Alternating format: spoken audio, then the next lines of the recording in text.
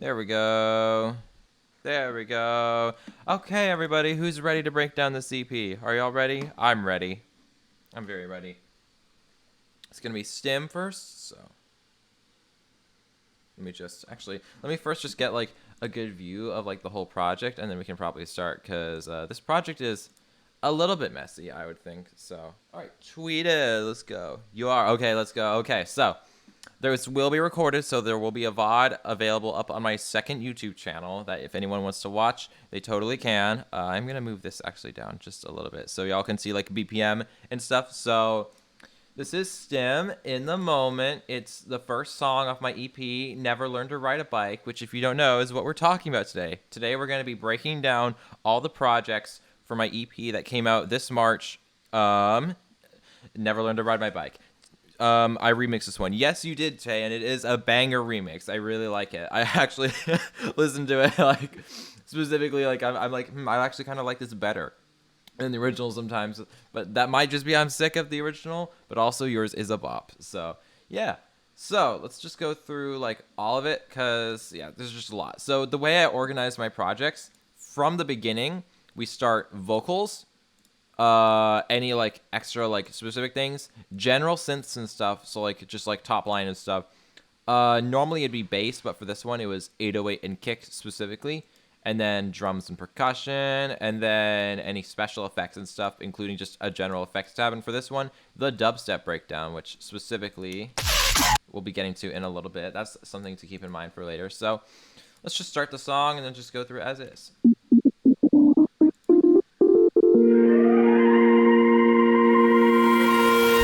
Okay, so let's start with this. This is the very first thing you hear in the song, and it is an Ableton default E-piano. But with a ton of effects on it. So I'm going to be messing around with the project like a bunch and stuff. Did it disappear? Is it disappearing? We're fine? Okay. Cool. I just saw the preview disappear for a second. Oh, that's why. It's because when I right click. You know what? Display capture. I'm fine with this. Wait, where'd my webcam go? Oh, wait, never mind. I actually turned it off on accident. There we go. That's better. Okay. So without any effects or anything of the sort, this is what the piano sounds like. Wait, no.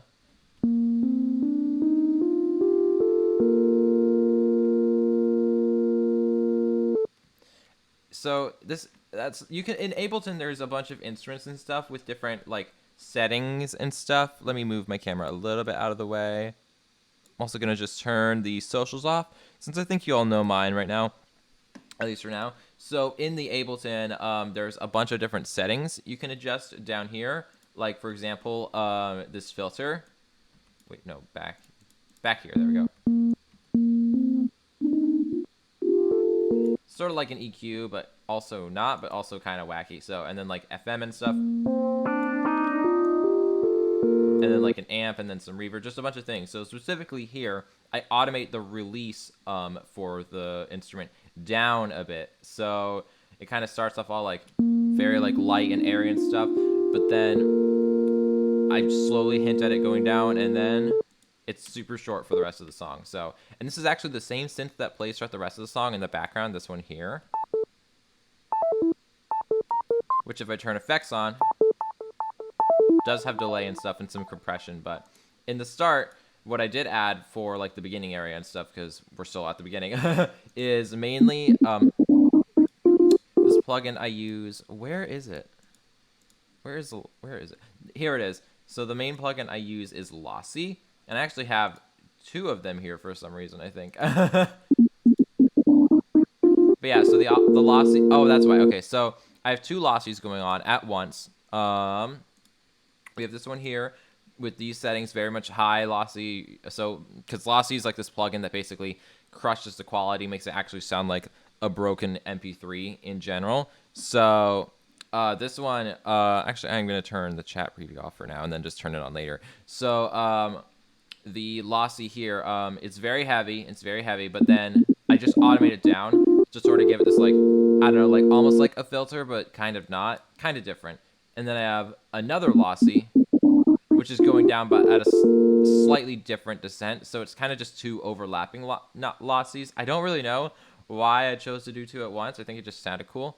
So that's how the song starts on top of one of my favorite sample libraries ever, the Ultra Gigapack sample cell from 1995. There's a little sample from that, which is EQ'd a little bit here on this effects change, I believe. Yeah, it's so this effect here to make it kind of sound super like tinny and stuff. Send pack. I have a zip. I'll DM it if anyone wants it, but it is free. I found it just in a Twitter thread about Splatoon music because it was sampled in Splatoon. So, but yes, I will send it to anyone I think who wants it. I just don't really have a good link for it right now. But yeah, so it starts with this like orchestra crescendo and stuff. And so Ableton has this really fun feature called audio effect tracks. And basically you can have, say, like a telephone-esque EQ right here, for example, in one channel, and then a channel with nothing in here. That's the main thing I use it for, because what you can do is you can automate this to go up, like, so the chain with like the effects to say go up or down, while the other one like is like going the opposite direction. And what you can essentially get is this sort of like almost like the dry wetness coming off a bit, which I use that like a bunch. A lot of people use it a bunch. It's a very nifty Ableton trick if you like don't know it, because it saves a lot of time, you know, and also you don't really have to mess with like dry wet sliders as much. And also it sounds cleaner. It sounds like the effect is actually going away, I think, versus some dry wet situations on some like VSTs or like effects and stuff where it feels like it's just kind of, I don't know, like changing the sound. But like this, no, it's just like there's two sounds. One is going up, one is going down, one is the effects, one doesn't. Very simple for me, so in my simple brain. So, and you got those, and then you got risers. So you're gonna see a lot of risers, a lot of the same ones. The main one I used for this EP and also just in general is from Splice. It's 004 riser cinema sound Sennheiser, and it sounds like this. Very, very heavy, very, very sharp. And then this one I think is from Show in Browser. This is an Anemos riser. So Anemos pack you're also going to be seeing a lot. I love the two Anemos packs that I have. They're very, very good. The feedback one specifically just, I believe, I pitched it down a bit to kind of have a different sound, because normally it sounds like this. But I just pitched it down to match the key, so we're chilling. So together, I just like stacking risers on top of each other in general. I know that's a common thing, but I specifically like to do it to make risers really like present and stuff in the mix. So with all that together, we have the first 4 bars. Yay!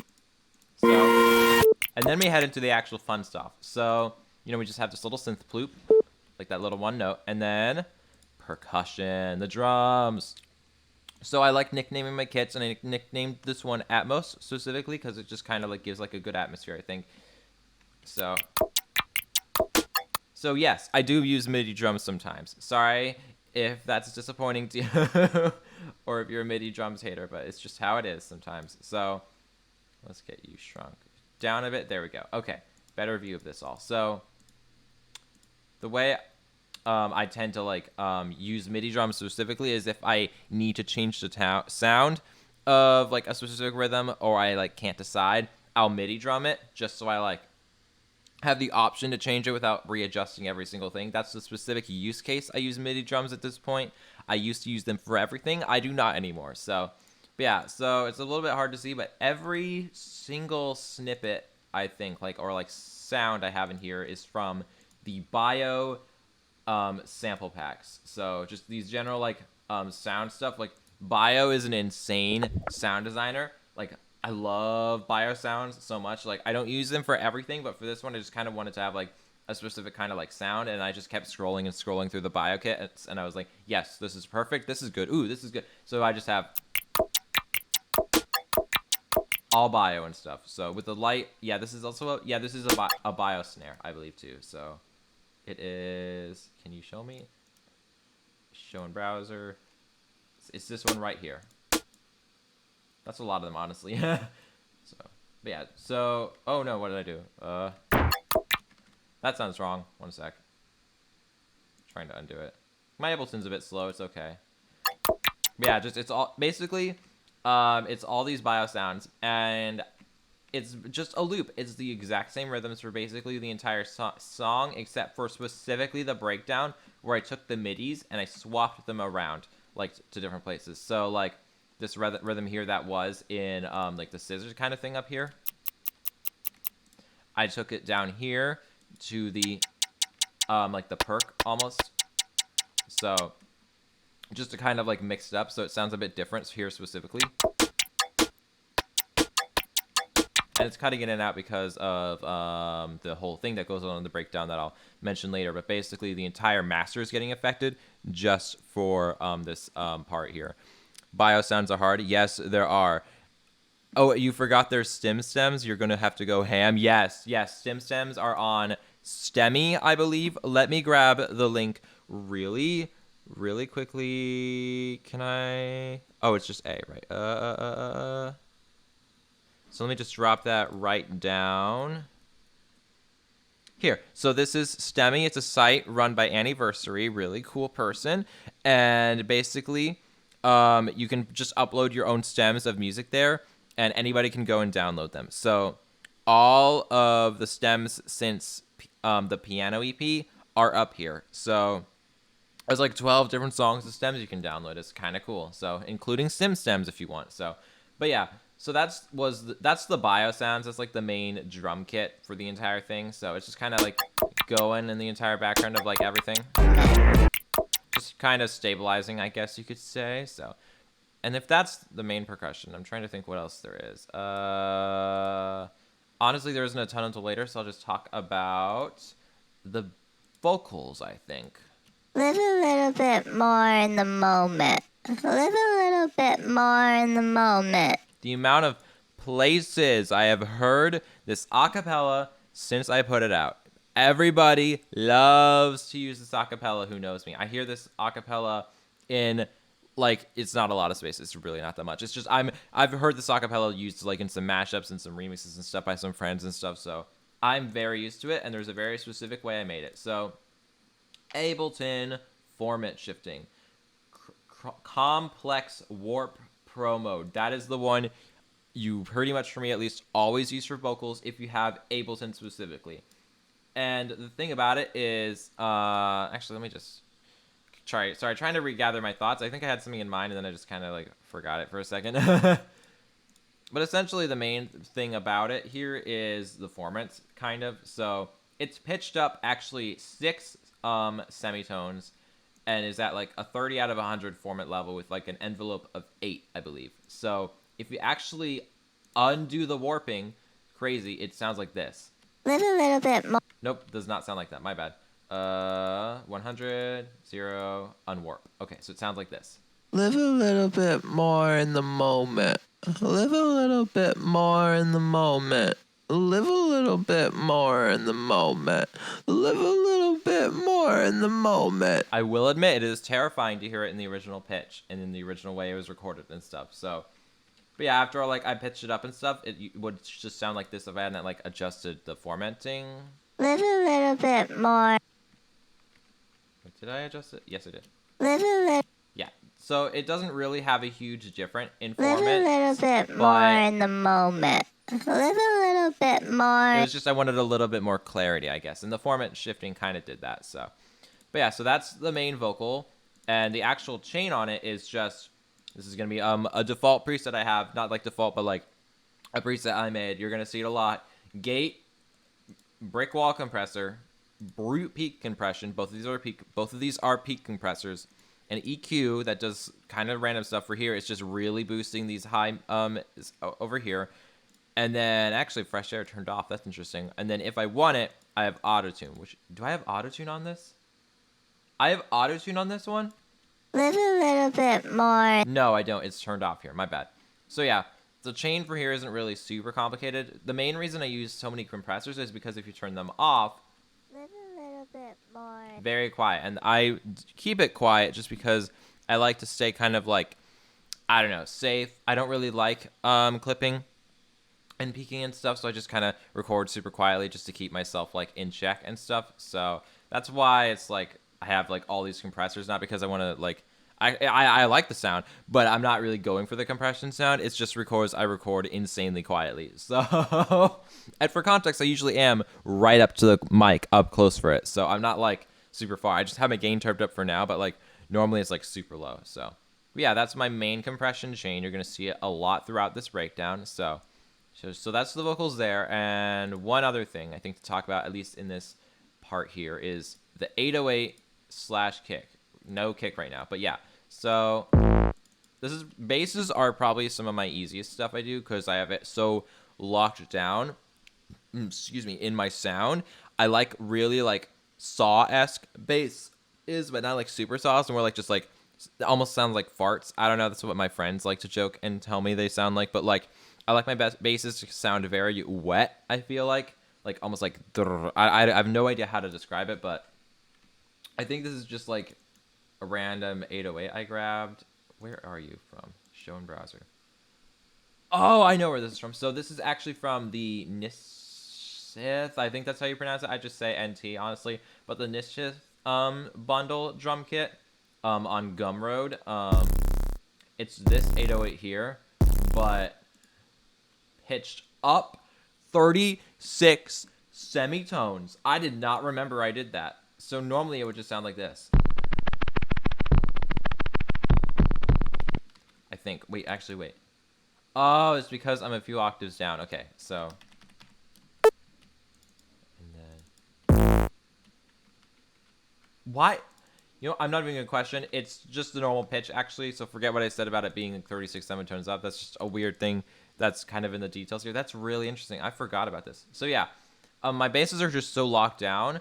But occasionally I like, because like I usually like sustained basses in general, but sometimes I will pull out the 808s, and for this one I did pull out an 808. So it's basically just an 808 with a brick wall and then some EQing. So, and I cut most of the subs mostly because I have where is it?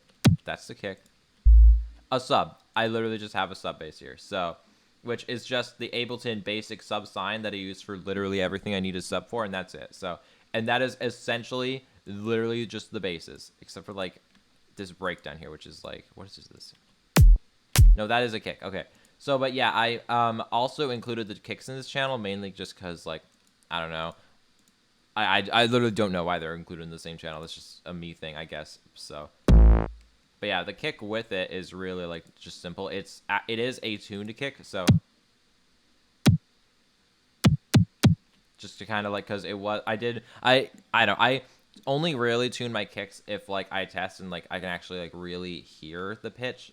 So which is usually like when I do kicks that are like a bit higher, like less like sub bassy and like live-esque kits and more like dance-esque. And this is just this kick here. Where are you from? This kick just comes from the bio sample pack specifically, and it's a very like kind of hot, more mids and highs than normally in a kick. So, and you can hear a discernible pitch if you try hard enough. So I was just like kept it like kind of safe and like kept it in tune. Hi Tay, welcome back. And it does actually, to me at least, and I have perfect pitch so I can tell, this is kind of a fifth between an A and an E. And throughout the whole song, the entire bass line and stuff is just going, like staying in a perfect fifth basically. So it's really like interesting because I know there's an A there, but when I listen to both, I hear the E. So that's probably just a me thing. I'm probably like a little bit silly, a little bit zany. So, but yeah, that's the 808 and kick mainly. So except for like the bridge where I just took this like loop from Splice of like dance kick over and over and like for the pre-breakdown, and I didn't really do much else. So 808 and kick are pretty simple, but yeah, so we were here in the chorus, I believe. Sorry if this is so disorganized. I'm a very disorganized person, so this is just how I do my producing in general. I'm very messy. Hope you enjoyed cooking up vocals today. Welcome back to the stream. Live a little bit more. Y'all know this part. Y'all know this part. More in the moment. And I think that it's okay to be something. So the only main thing I really add here is the synth back. It's just some arpeggio style stuff. across like with like some delay and stuff too. So like with the delay having the ping pong on, so like it like bounces between your ears. I think that's not Ableton specific, but it's really easy to do in Ableton for me at least. So, but yeah, just a mild delay and stuff. So you can kind of like, it feels almost like spacey and stuff. So, And I think that it's okay to and then we get more vocals, but this time they are different a bit. So now you've seen for the first time, you can actually see that I have the fresh air on, and bear with me. I don't know what it's going to look like.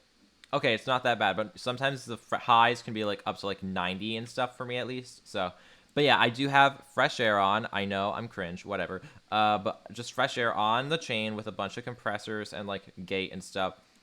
And then there is autotune on for this. So let's just walk through my autotune real quick. So I'm gonna move my camera slightly. Welcome to Waves Tune Real Time. This is my auto-tune plugin. It's not mine. A lot of people use it. This is the specific auto-tune I use. It's actually not even the specific settings I use. So I have, you know, like one speed of like 1 millisecond and known transition of 4 for this one. 90% of the time, it's at 0.1. It's at the lowest possible one. It's in the key, but I often do so many like weird minor keys and stuff at this point that I don't even see a point to setting it unless I'm like recording and want to see. Because what I do is I use the target pitch mode. I open up a MIDI track and I set the effects to be the audio channel and specifically the waves tune. So, and I think that and if you notice, if I do turn target pitch off, it would just be what my voice naturally hits. But the MIDI is actually guiding it and forcing it into these positions. So. and I think that it's okay to be something It is the most life-saving feature that an auto-tune plugin could have for me, because I can literally just make myself sing as long as like I didn't have a bad take or something, but like and I think it's literally exactly what I want. It sounds almost robotic, which is kind of an aesthetic I like. It's perfect for me at least. So, but yeah. That's how I mainly do my auto-tune in general, just getting out of the way for the rest of the stream and stuff. So that's going to be a lot of this project files, just talking about the basic things I do. So the main effect that goes on for this song in this part, that's kind of like, I think like what makes this song like so standouty, at least for me, is the delay. So the delay turns off right here. Turns on right here at thing. Starts at 400 milliseconds and then is slowly, gradually declining to automate to get just slowly faster and faster. So to be something until it literally sounds like nothing and is so insanely fast, and then it comes back up. whatever Actually, no, it turns off, and then it comes back and it kind of restarts for the second part. So that's how I did that effect. Is literally I just had a nearly infinite feedback delay, just kind of like goes faster and faster and faster. So it's really not super complicated. Just know your automation. Just like I have it like just kind of like slowly start and then just like descend. So you got to pirate the auto-tune. That's a choice to get it. I did buy it, but no, I shan't say it. I shan't say it. I've made some choices in getting some of my other plugins, I will say. So, but yeah, let's go. whatever. Yeah, just does that thing, does that again. So yeah, that's the vocal here specifically. And I think that it's okay to be And there's still really not that much. It's just now that in the bass section we have kick and sub as well. So kind of gives it a bit more of a punch in this section. So I love when Ableton does that. So then we go into the refrain, which is for the vocals here. morning seems to come when I least expect. So let's break this down a little bit. We have our main take. Morning seems to come when I least expect it. Blinded by the spotlight, so I redirect it. It's a bit of an odd format shifting. It's kind of a bit higher than the 50 ratio. I feel like if you put it at like 50 format, at least in these settings, it makes it kind of like median, I feel, because if you do all the way max, Morning seems to come. it's really pushing to sound like it is the lower pitch when it's really not. But then if you go all the way up, Morning. like as in like all the way down, I feel Morning seems to. it sounds a bit more like airy and stuff. And I don't know format super well. I don't know a lot about this kind of thing. So, but yeah, I just had it, have it up for 80 for this take here. But then down here in a group I called support vox, Morning seems to Come when I least expect it, blinded by the spotlight. we have a classic staple of mine, pushing vocals all the way like an octave down or so, pushing them an up, and then having those be quieter than the main take as kind of like a support to like build a choir. So I'm not actually singing super low or super high. I'm just pretending I am. So we got this take here. Morning seems to come when I least expect it, blinded by the spotlight, so I read. This one's a bit goofy. I kind of did like some like la la la kind of with my voice, I think, for this take.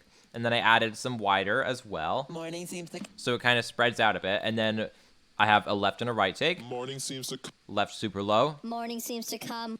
Right kind of high, with like a 0 format and 8 envelope and stuff. So together, morning seems to come when I very supportive for this. Morning seems to come when I least expect it. And this just kind of sounds like a blur, almost like you can't really pick out a lot of the specific details.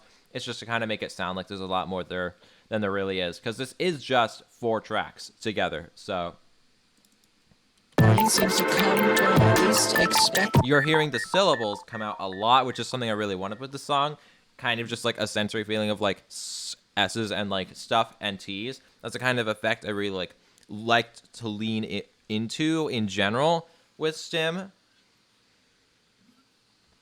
Because it's kind of just like a funky sound to hear. Like it's like, and like when it's panned and stuff, and you can like hear it like really popping in your ears and stuff.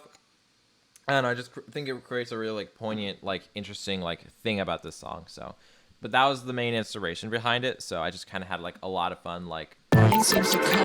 like recording until I got like the right take where I could just have the perfect like S's and T's and other fun like consonant syllables and stuff. So Morning seems to come when I least expect it.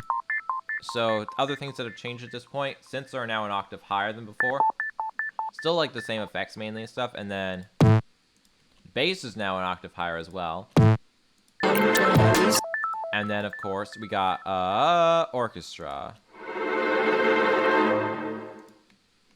Just kind of a rising like tense kind of like tremolo kind of thing, and then yeah, percussion as well. Percussion's not really going to change until later, so but that's the refrain here, or the verse, whatever you want to call it. I wasn't really good about labeling these parts here. Is the yet unaffected master of the craft, but I won't respect it. Live a little bit. Okay, here's one of my favorite things I did for the entire song, and it was like right at the end of when I was finishing it. So this synth here, this is a thwomp from Mario 64 that I pitched around, because the original thwomp being perfect pitch, I knew that it was like a perfect E. So I was like, what if I just put it into a MIDI player and see what happens?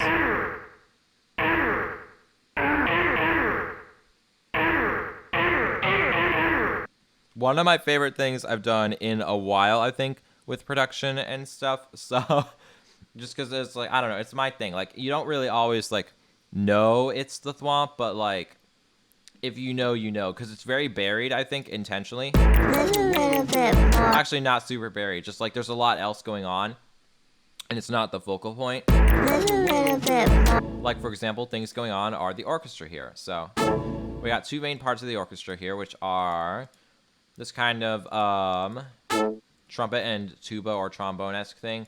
I don't really know. Supposedly it's trombone, but it doesn't really sound like it. Wait, what is this here? Yeah, okay, so it was like trumpet and tuba, or something lower brass, basically. Each of them kind of a bit in a different ear, kind of, so kind of adds a little bit of space, and they're playing with the main bass and stuff. But then we also have, for like the only time in this song, we get the third, I believe. So if the first is A, da, da, da, da, and the fifth is E, E, D, F, E, then the third is C sharp, B, D, C sharp. Like, it's a really weird interval, so I don't really like I didn't really prioritize it much in this song because it's very like weird harmonically, but it's definitely the hardest to hear of the bunch because the orchestra does also have the like first and stuff, and maybe even the fifth as well, because it's basically the same intervals for every like one, so I don't really have to like change the chords that much, which is kind of helpful for this song. But specifically for here, I did add the C sharp just so it kind of like felt like a bit different, a bit fuller. Live a little bit more in the Like it sounds, I feel like when the impacts come in, it feels very full and stuff. But like mix wise, they're not like going over everything. So it's just like live a little bit more in the moment. you can kind of just hear that there is a lot in there. So, but it is not. Trust me, it is not the fullest, biggest section of the song. And if you've listened, I think you know that. So, but yeah. This part happens, and then another personal favorite part of mine, which is the second verse, comes. This one was really fun because it's one of my favorite orchestral impact sounds. In general, it's this collection of like, I don't remember exactly where it is. Let me check. Show in browser. I'll show my sauce once I get the a good place for the kit. So in Gigapack, it's Gigapack C, and then you go down to samples, orchestral colors, samples, hits, and finales. Double hit, and it's these collections of like chords and stuff. That one is in Splatoon. This one is actually in Splatoon. It is insane. I love it so much. Just in here, it's all these double hits and stuff with like a bunch of different chords and stuff. And I specifically use the number 3 A major one because it actually starts as an A major S chord and then turns into, it's right here, I believe. It goes up and adds like a B flat on top, and like I don't even know the chord name. It just sounds really cool to me, so I like using it everywhere reasonably possible. So Do you think that it's okay to be something? So that's kind of like the big thing I think going on here, just these really loud, very poignant orchestra samples, and then like I did like do a little bit of splicing here just to kind of like add some slight texture to this part kind of here. So with the orchestra, it just kind of like makes this part sound like obscenely grand. You love this part of the song. Sim was such a banger. Thank you. I like Sim too. I do think the orchestra stuff made this song, but also just in general, I really like how I like put it together in the end and stuff. So I'm still very proud of this. So, but yeah, with the orchestra, Do you think that it's okay to be something?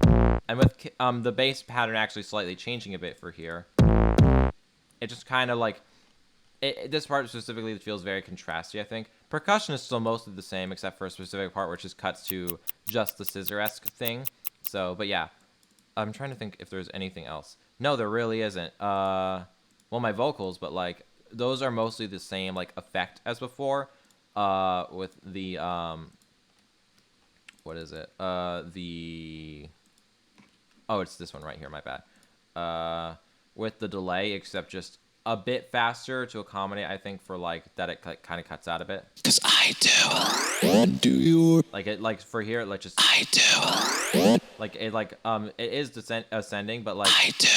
it turns on right here and it's just kind of like what goes like up super fast because the mode I used specifically was repitch mode. So when you turn it up, it basically makes the pitch go up with it or down and vice versa. So it's a very like fun specific like effect. So because there's also like fade and jump with it, which I've never touched. I've literally only used repitch mode just because of how fun it is for me. I do. What do you?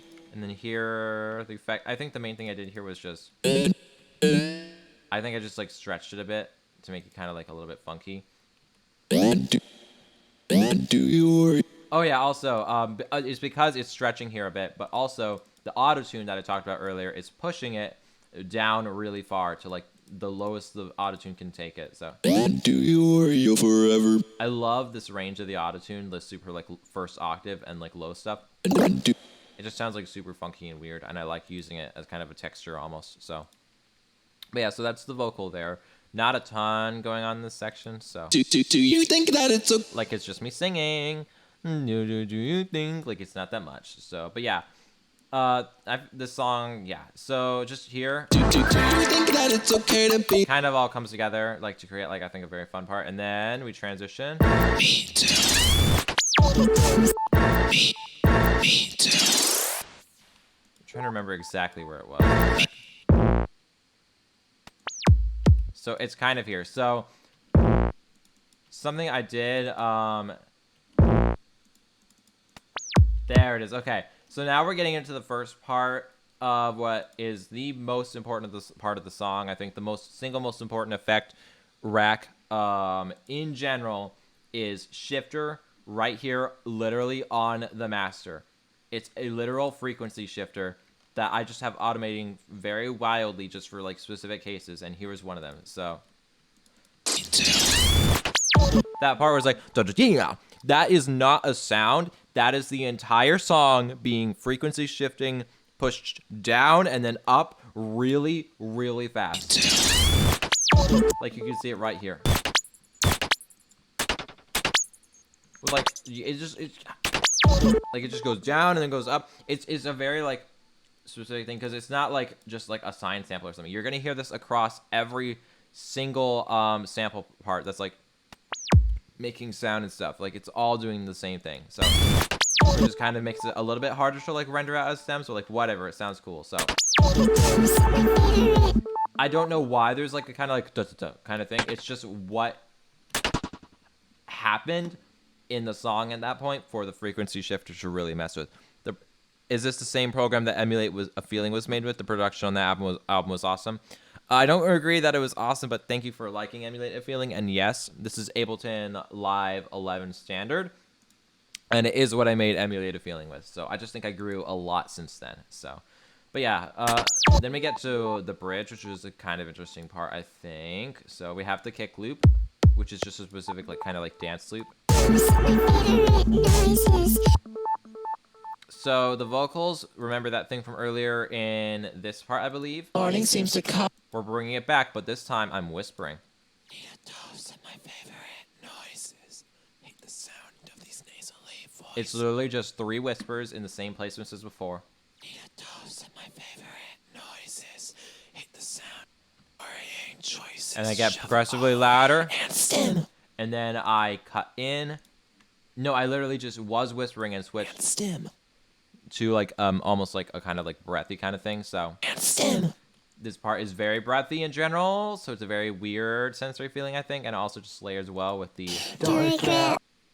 Oh dear, 1 second. I forgot that notifications were still on. This always happens to me when I'm on live. I'm so pumped. Oh, yeah, you def improved production on your last 2 EPs. I guess Emulate just appealed to me more.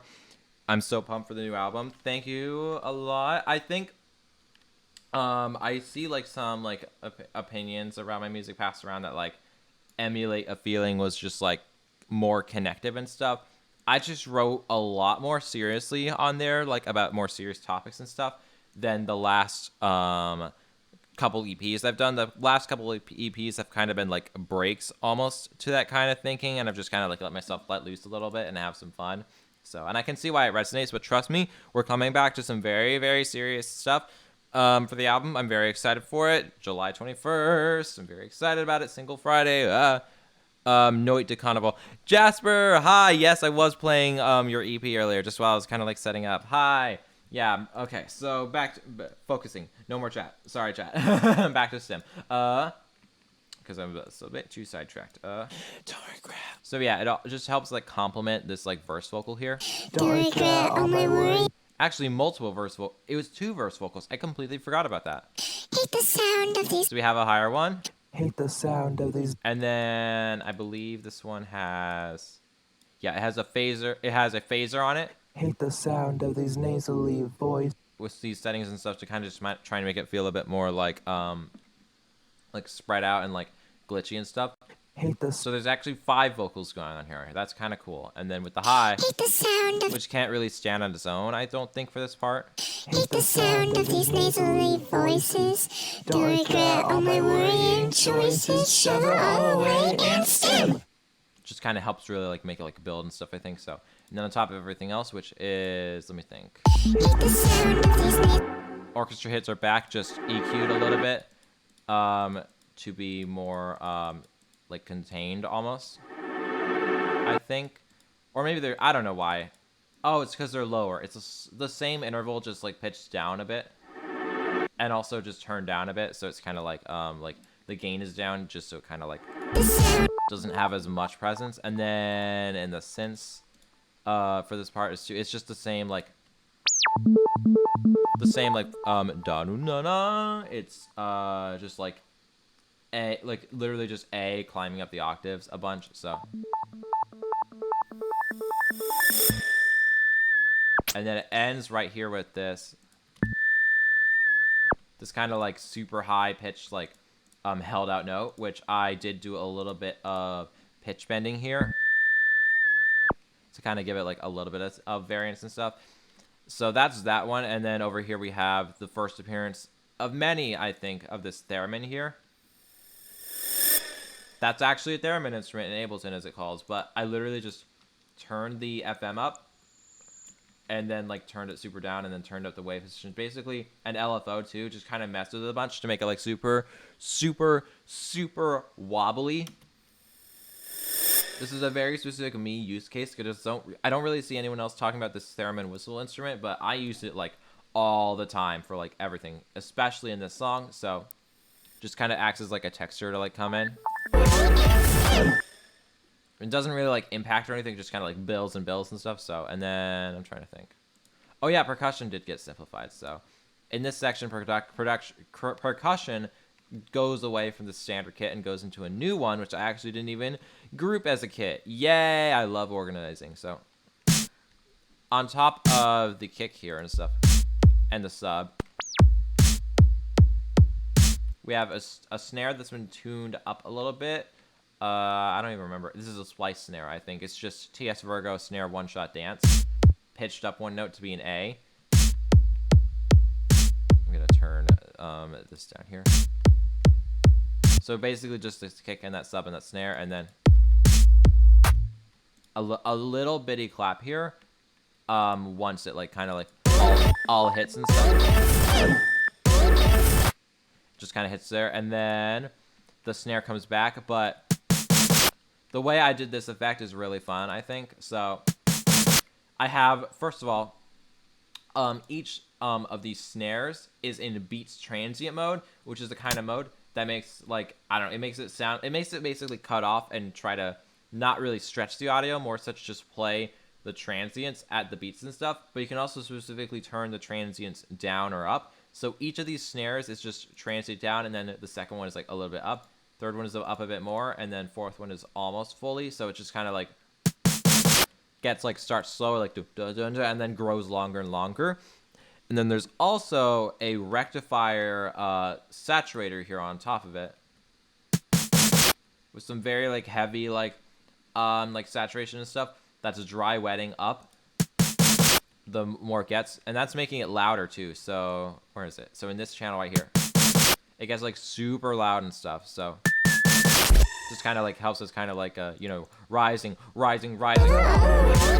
stop, rise up, hit. So that's kind of like how I approach that. So, and now I think that's everything. So let's get to my favorite section of the whole song. For real this time, it's the breakdown. So this one was actually yeah, I'm not gonna say actually because it's kind of obvious. This was the hardest part of the song for me to make. So, but yeah. So let's just go down here. So simplifs first.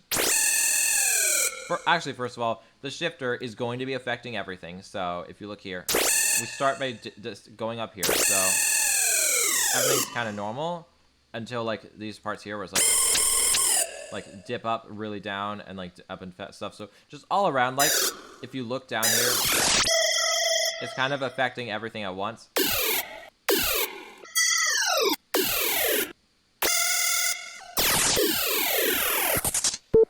Until it like descends all the way down and then comes back up for the end. So that's just going to be going on in the background the entire time with everything on, because if you look at this automation here and kind of like try to gather like what's going on, I think it kind of like helps put into perspective what the shifter is doing. So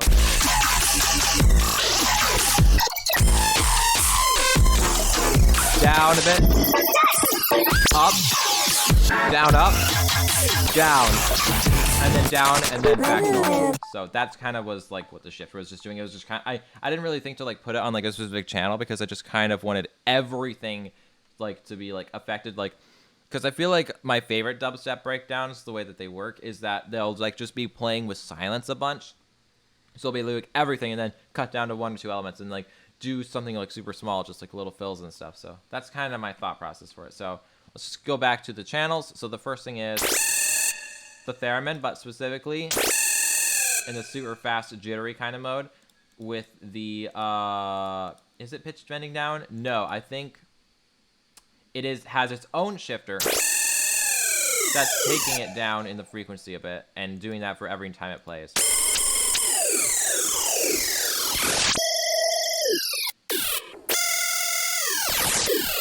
So it's not really pitch shifting per se, it's more a different sort of it. It is going down in pitch, but it's kind of like breaking at the same time, and that's kind of what I was like going for with it. So then we have 808 and kick. Probably the simplest part because it's just the same, but with like another like kick, I think. So, which is this is 808 ultra clean down glider. Wait, no, it isn't. No, it isn't. It's not what I was thinking of. My bad. It's just this one here. It's a very simple like dance kick that I think I've used before in other songs, but with these two kicks and these like two basses and stuff, it all just kind of like it's basically is just the beginning, but harder and stuff. So like a bit more impact and punch. So, and it's being affected by the shifter as well, so that's fun. And then percussion, as I said earlier, specifically this kit is the same rhythms as this one, but with the midis with each of the rhythms swapped around a bit, so it creates a different like focus for each beat and stuff, almost like inverting it and stuff. So, and then I have specifically some like dubstep-esque drums. So this is an it's also a splice snare. I used a lot of splice stuff at this point. So this is from the Death Step by Wubbaduck Pack. It's just this snare, but like very, very tightly EQ'd. There's just a lot going on, so that was the only way I really made, like was find it. I was able to like make it like stand out and stuff because I didn't want like just another like mid thing. So there was a lot going on just in the song in general. So, and then this was actually turned off, but it was in consideration for drums for a little bit, I think. So it would have sounded a bit like this.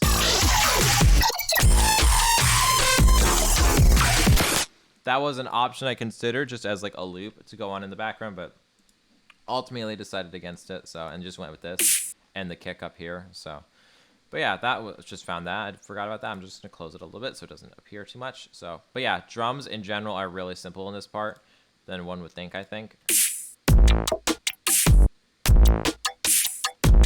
Like they're just kind of like stabilizing, I think, like keeping the rhythm and stuff. So, and then the fun part. So you want to know what the secret to my sauce is for all these dubstep stuff?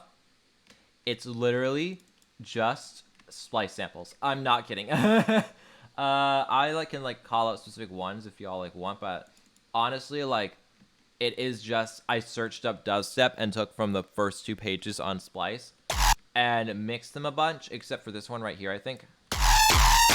This is from the Kickleback Oops All Gabber kit by Nickelback, and it's available, I believe. Is this the one? Yes, it is. It's available on Itch and Bandcamp, I think. I can link that in the VOD, maybe, if I remember. But also, it's Kickleback Oops All Gabber, if I forget to do that. But hopefully I won't, because I really like this kick, and I like to promote it and stuff, because it has a really interesting sound design. So all the kicks are kind of like really insane, and I think they're a lot of fun to work with if you don't take them as kicks, which I did here, because I took each one and kind of like pitched them a bit differently to kind of create like a fun like da da da, almost like a harmony or melody or something in this kind of atonal-esque section.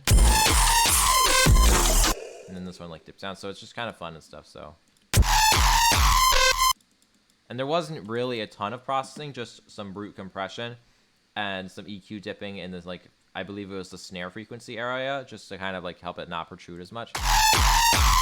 And then like side chaining to the kick, I believe. So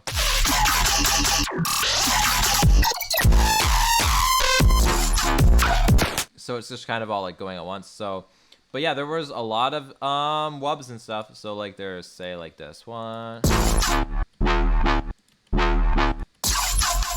or this one here, or this one, or I also had the sync break in here at one point, which was just super lossy and stuff until the very last one where I turned on a rectifier. So that was a fun idea I had. Just kind of makes it like stand out a bit more. So, but yeah, if you solo the dubstep stuff, it just kind of like I think it's fun to like kind of blend together and stuff. And it's all being compressed together, so It's just kind of like a fun sound, I think. So, because it wasn't super hard to mix here. It was just like I put a compressor over thing, which is kind of my Achilles heel. Like, I don't remember the term, just like my crutch almost for like mixing and stuff, is just kind of compress specific parts a bunch so they don't vary in volume. Because when it comes to my mixes, I really like to have, I like dynamics, but I want everything to kind of stay the same consistent volume. Where I put dynamics in more is where I leave like more room to breathe, I guess, or like how intense the sound is. So, but that's just kind of my approach in general. So.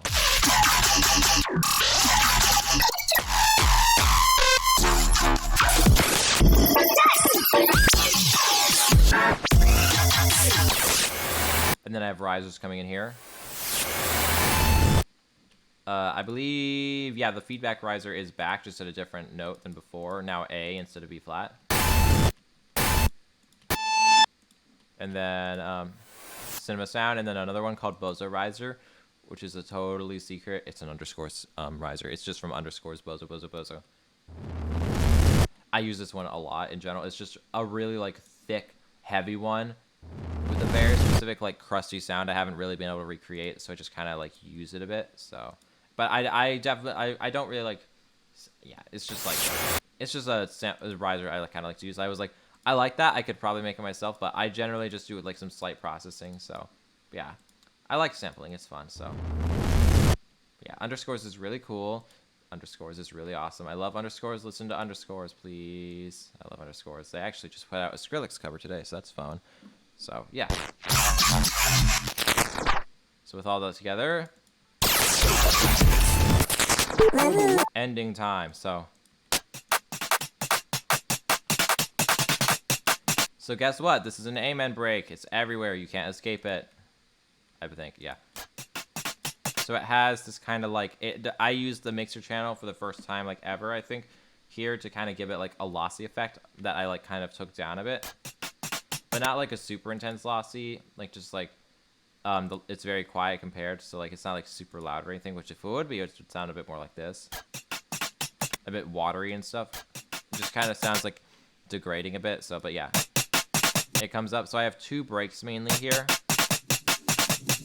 One with the transients turned on, like the beats transients mode, and turned super quietly to kind of just focus on only the main stuff. And then a, yeah, both are like super saturated and stuff.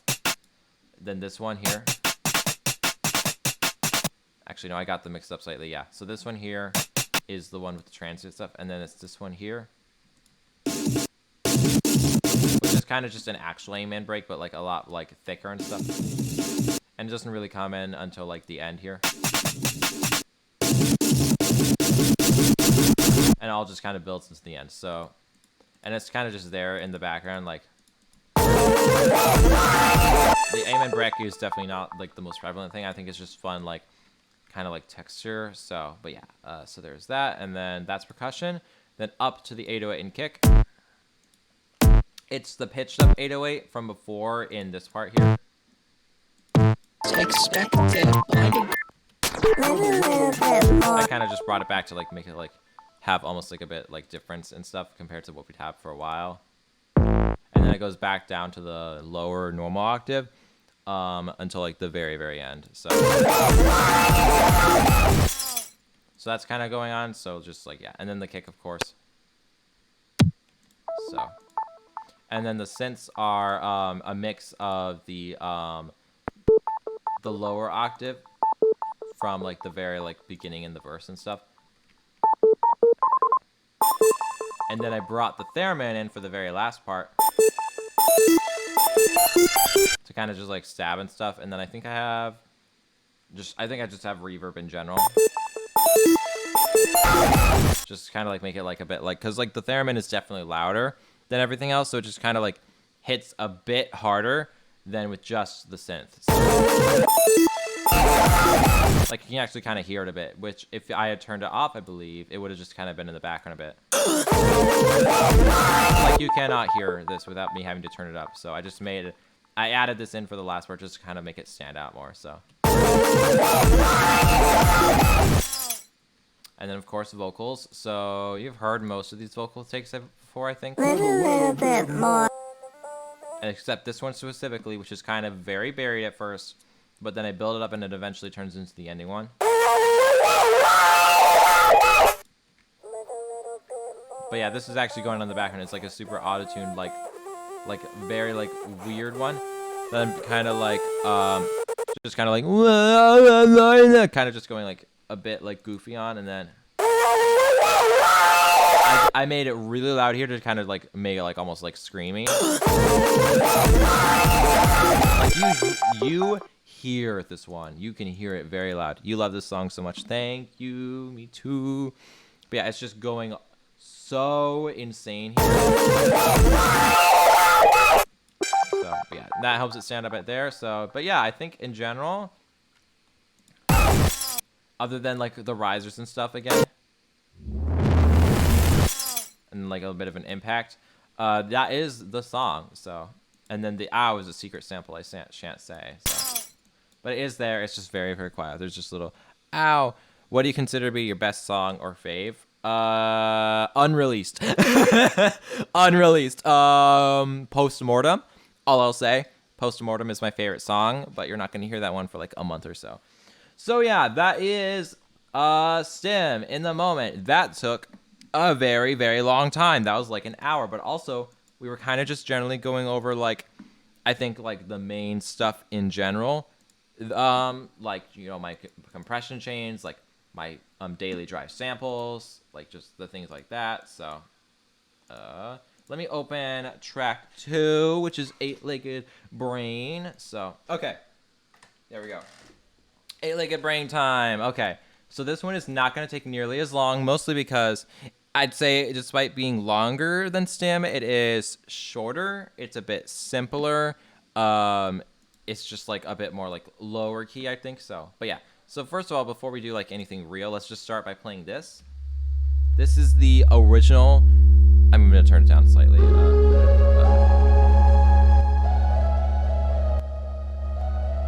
So this is the original draft that I sent to Johnson during Johnson with like a T. I'll link it. It's Johnson, and she and I worked on this song for Goop Week 8 specifically for their compilation at the time. So, but this is what I sent. So it kind of just sounds the same here. Wait, no, where's the vocals? Oh, yeah. Oh, right, so.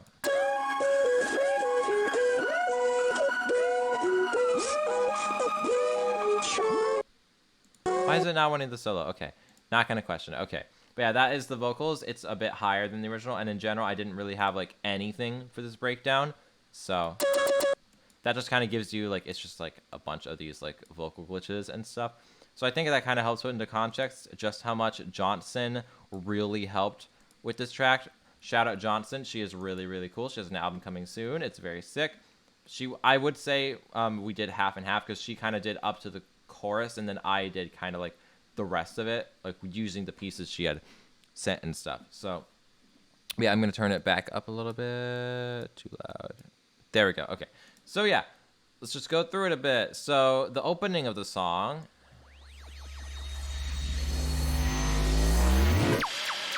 This was all Johnson, except for specifically this riser, I think.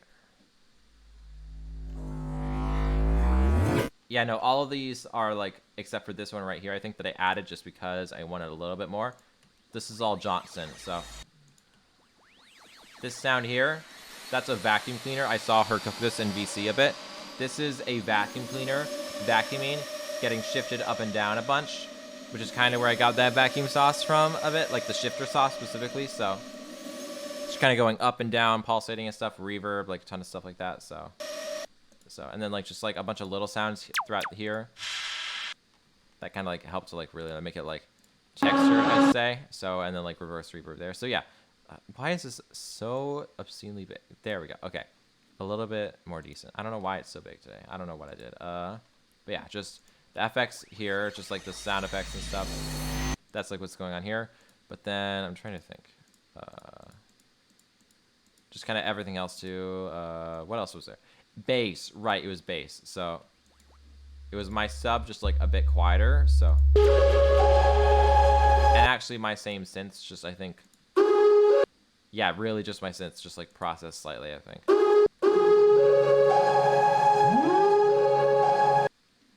I will say that with the way I did like this kind of like dipping and stuff, like this kind of thing, this isn't really anything other than just, I'll have to pull up the first draft for this, which is also just in the project file, which I think is just really, really funny. The main thing I did for it, it's this like one synth here, but what I did was, I made the delay that was happening kind of just like softly. I turned it on like and made it like slow down a bit, so it like with repitch mode, so it just pushed it down an octave basically. So it's pushing down, reverbing super slowly, but also from ear to ear. And then once I had cut that, I basically just took it and I made it like in a mode where it would like speed up with the tempo. Hi, Milo. And it just climbs. So yeah, it just climbs a bunch until it reaches like a satisfying point. So which is generally just like an octave higher for this part. So but yeah.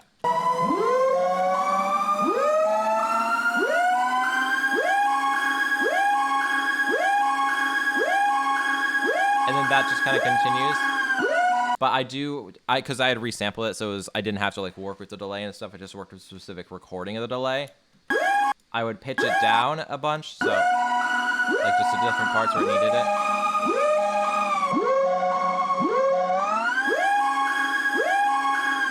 So that's how I did it. It is just resampled delay, working throughout the entire thing to kind of just like change throughout. So, but yeah, that's going basically throughout the whole thing.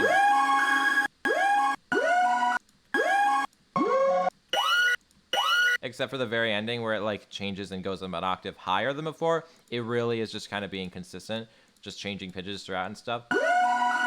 It is just this like super like reverby sample that I just delayed. So not a bunch there. I'm trying to think, what else is this? I think she just did some like granular stuff to kind of like make it like a bit like more like interesting, I'd say. Like to kind of I don't have a good adjective for it. It's just like it made it sound like different in a bit. So. And then there's this one that's just even more like glitched out and stuff. Like this one right here.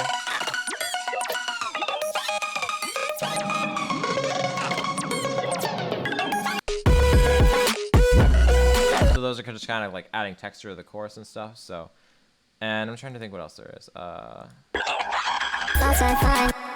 For this part here in the verse, because everything past here, I just took the samples, added my own stuff, and kind of worked with what I like had to like finish the song essentially. So I just lowered it down like 2 octaves, I think, with formats at max to kind of like make it a bit more like muddy and stuff. Just kind of like help with that. So yeah, so those are the synths mainly. I don't really think there's really not much different except for like, oh, there is this here in the refrain. It is really quiet, I think, but it is just a basic piano with redux on it, so like just some like reduction and stuff. Just kind of following the chords. Really sneaky, I think, because you don't really hear it. Like it's just kind of like helping like reinforce a bit here. But like I really did make it like kind of like just kind of a background thing, so which I'm kind of happy with. So yeah. So that's the synths mainly. The basses are where it's fun. So it really, this sub is here just like the same note, like except like, I think it like builds like slightly, I think. Like it just gets like a little bit louder or something. Yeah, it does. It gets like a bit louder and then it stops.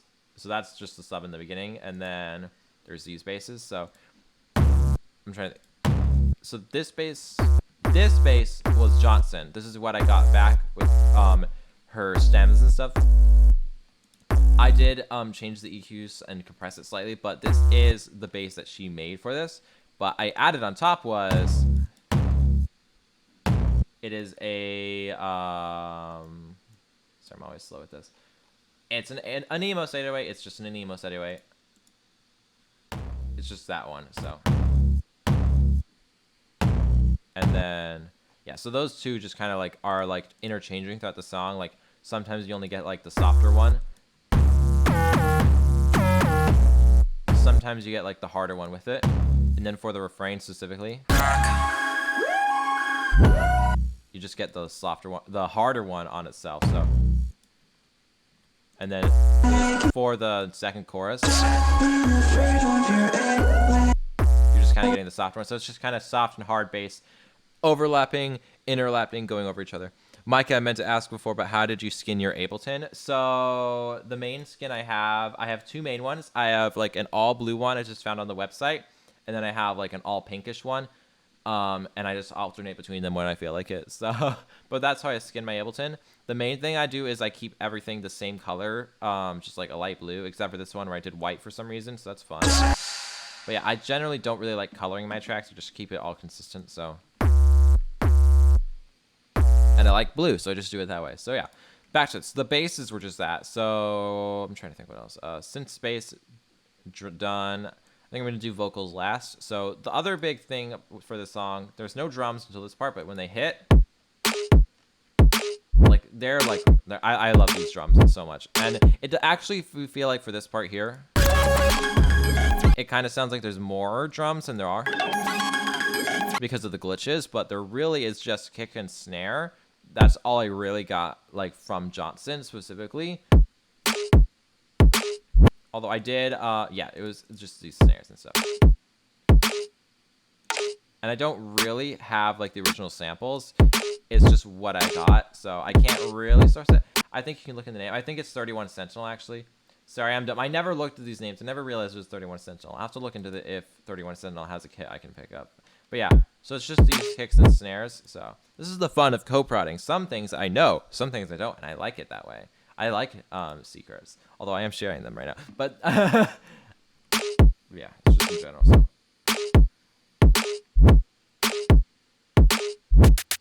So yeah, that's all her. It was all great, but I did want like a little something for the verses. So I added you can guess it's probably an Anemos hi-hat. It is, it's an Anemos hi-hat. It's just this one. Just on top of what I have here. Although with this tonal snare like taken out, so it's just like kind of like a little bit like simple. Like it's not a super, it's just eighth notes over and over, but it kind of just adds like a bit of a like pulse to it. So and it's not super prevalent either. It's definitely not the loudest thing there. So that's just like there for like that and like some different parts. I think like this one here, like for this part of the chorus, and then just the final one. So the hi-hat was the only real thing I really added to the percussion specifically. I just was like, I want a hat, so. And then we cut down to just a kick, which does have a slight little like a little bit of like a riser to it. I think that Johnson did herself. I think she just like reversed it beforehand. For only like some of the kicks, I think, but I did specifically splice that and just use that in general throughout the song. So, but yeah.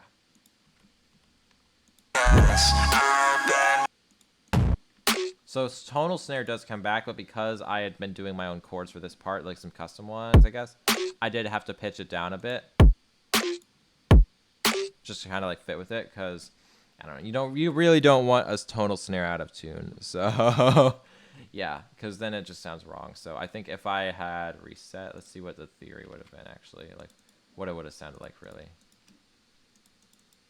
So just kind of show the importance of it.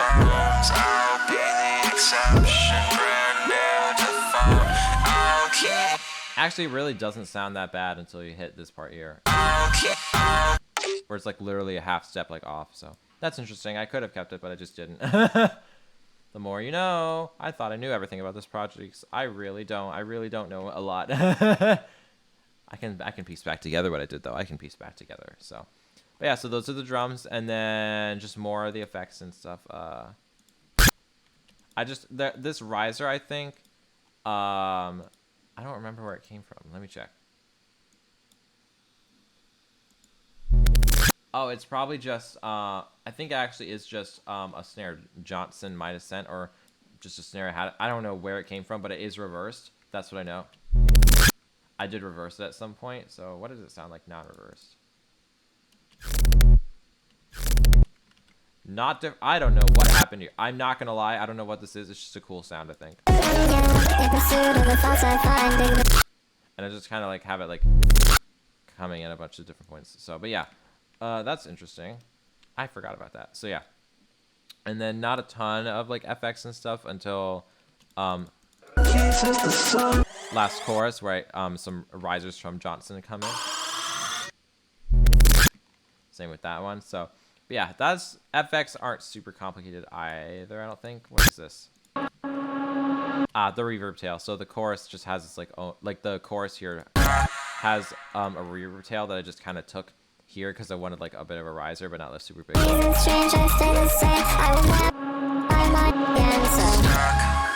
I think is kind of a sneaky little thing I did. It's a bit sneaky. So, but yeah, that's FX, and then that's all the instrumentals. So we made good time with that. So let's talk about the vocals real quick, and then I'll move on to the next one. There's not a ton of vocals on this song, so the main thing is just this is just a super like reverb like redux vocal that I think Johnson just pitched it down a bit. So don't be afraid, or at the very least format shifted down. Don't be afraid of your and unlike me, she actually really separated her reverb, so which I tend to forget to do. So there's like the dry section, and then the reverb thing, which helped a lot in the mix. It's a shame I don't do it myself more. And then these were my glitches, but processed. But then I glitched them again, so that's a really fun just thing I kind of did, I think.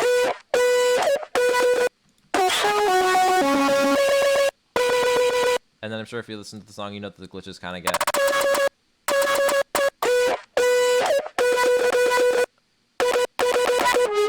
a bit more intense just towards the end. So, yeah. So that's the main one, the breakdown. And then there's these ones. They're just not super complicated up here. So, yeah. Welcome back to the waves tune trick I taught earlier, where you just use the where is the name exactly? Where is it? I don't know why the autotune is so far in the chain. There it is. The target pitch mode down here on MIDI import keyboard, and then choose a MIDI channel to connect it to by the waves and stuff. Yeah, in pursuit of the thoughts I find, dig beneath. And it'll just do its best to like push it. So the surface of my mind, run away from the hiding place I find, where the past has come to watch me die. It's just tough luck. Because I really did not sing like the final melody. At that point, I kind of came up with the melody. Like I had a melody in my head, and then it didn't sound right.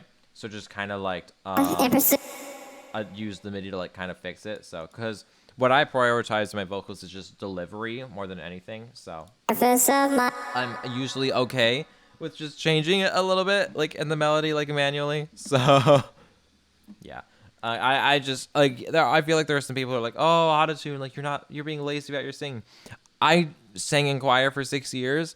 I can sing fine if I want to. I just want to sing a bit more inhuman than it is really in my capacity. So because I can't really sing this high with my voice, so like I can't really make and make it like sound good at all. So yeah, I just pitch shifted it up an octave with some format shifting as well. So. Due to the thoughts I find, dig beneath the surface of my mind, run.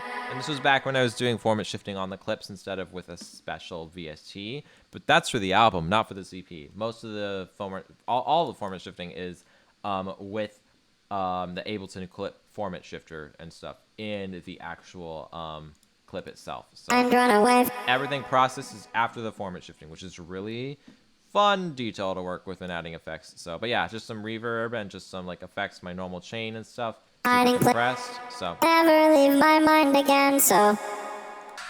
And then the trick comes back, but this time with a bit more like EQ'd and I'd say processed probably. Yeah, there's a bunch more processing. So like there's like this kind of like where's the part? In a web of deception, in a web of this kind of broken tube kind of thing. It is audio effects. I don't use this really like at all. So it's just a dynamic tube, basically a dynamic tube preset. In a web of deception. To kind of make it a bit more like kind of effect. So and then a overdrive preset on top of it, and then EQ to boost up the 2K range, and then reverb. So you'll find that a lot. I just stack effect after effect after effect and just get a really like wet, like condensed sort of thing. So In a web of deception. My fault, I guess. I'll bend my so yeah, there's that, and then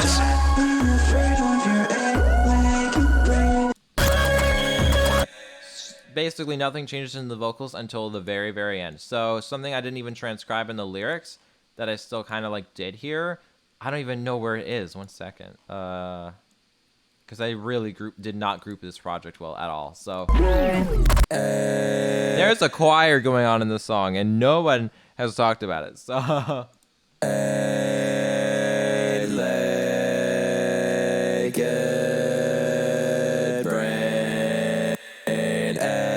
why did it cut there?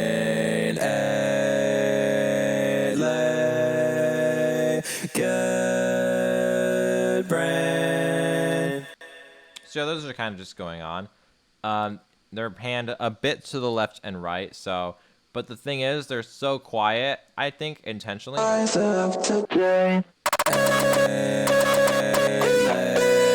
Like with everything going on, you might hear them for like glimpses, but they're really there to just kind of like add a bit more like depth. So.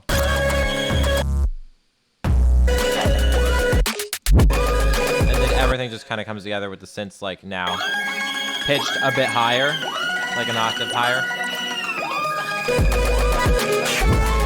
So kind of just all like build and build, and then we have just like some risers and stuff into the final sound, which has changed one time. So when I originally uploaded it to Goop Week 8, it had this sound here, which is actually turned off for now. And twice, I think. It was just a glass break sound effect.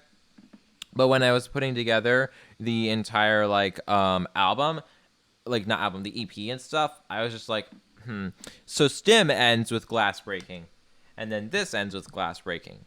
So I either go all in or I take one of these out. So I just took this glass breaking out, and for the platform render specifically, I changed it to just be this, which is a sounds from Splice, of course, at the time. A wood kind of like riser thing with a little. Is there reverb on top of it? Yeah, there is. There's just some reverb on top of it. So it kind of like snaps. And then I have. I was specifically looking for like fleshy hit sound effects. So it kind of just sounds like hitting the ground almost. So, and that just kind of comes together to create like a crunchiness. So, actually no, I forgot to. So yeah, but I still do have the old ending file and stuff. I just don't really like have any reason to like open it or use it. So, but yeah, because I was just like, for the EP's sake, I definitely want this track to just not have the exact same ending as the last one. So. But yeah, that's Eight-Legged Brain. It was a lot simpler to work with, mostly because I didn't do the beef of the production. That was mostly Johnson. Shout out Johnson. I love Johnson so much. We love her. So, but yeah, that's just this track. Yeah. So, not really as complicated as Stim. So, but Stim is kind of just a beast on its own. So, okay, so Eight-Legged Brain done. Gonna open speed limit 25, which is kind of getting some good numbers on Spotify now for some reason. Don't really know why. I'm gonna specifically say this one's kind of a big project because it is. This one was in consideration for the piano EP for context. Because it was just such. First of all, there was a feature that was planned. The streams. I'm sorry. Oh, thank you. It was just. This song was just a big like one in general. Because like I had a lot of tracks going on at once. I had a lot of elements. I had a feature that took a while to like plan out and stuff, and it just didn't come in time for the piano EP. But I did get it done in time for the bike EP, so I just kind of put it on there. So see, it's still. Actually, it did just load, but it was not loading until then because it's such a big one. Oh my gosh, it has like a buffering sample thing down here. Like what? I've never seen this before. I guess it's just loading everything. I hope everything's okay. Media files are missing. 1 second. I thought everything was fine here. Oh, it's literally just one. What is it? It's just my riser. 1 sec. Yay, we found the sample. Okay. No more Jasper. Okay,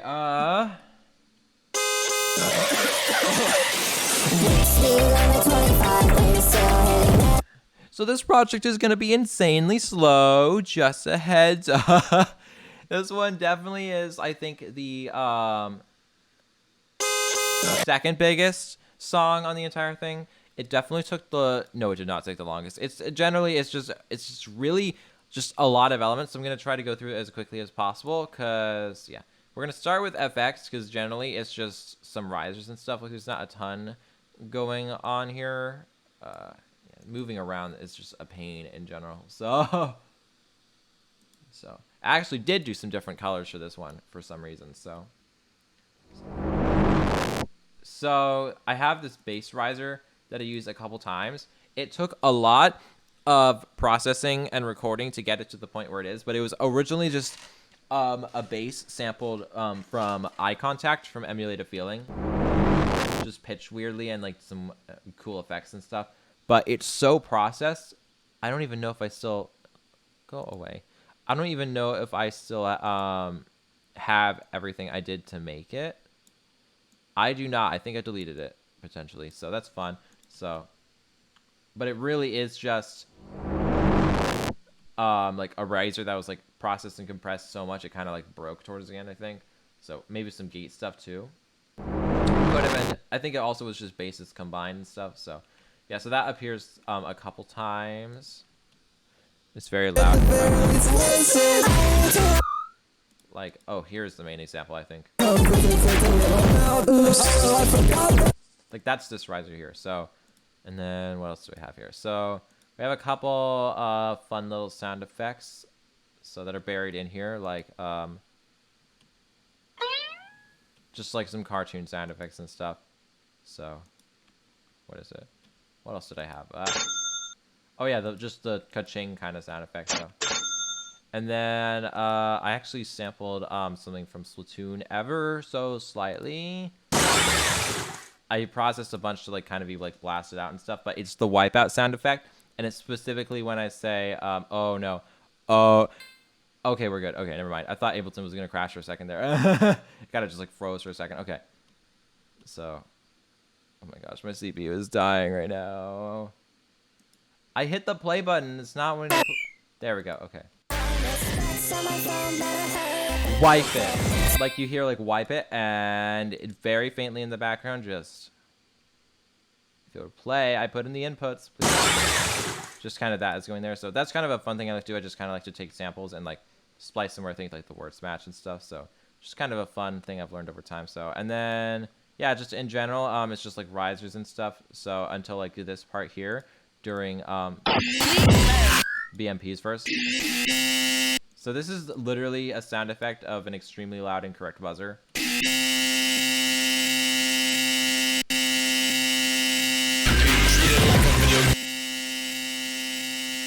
Literally just going on in the background.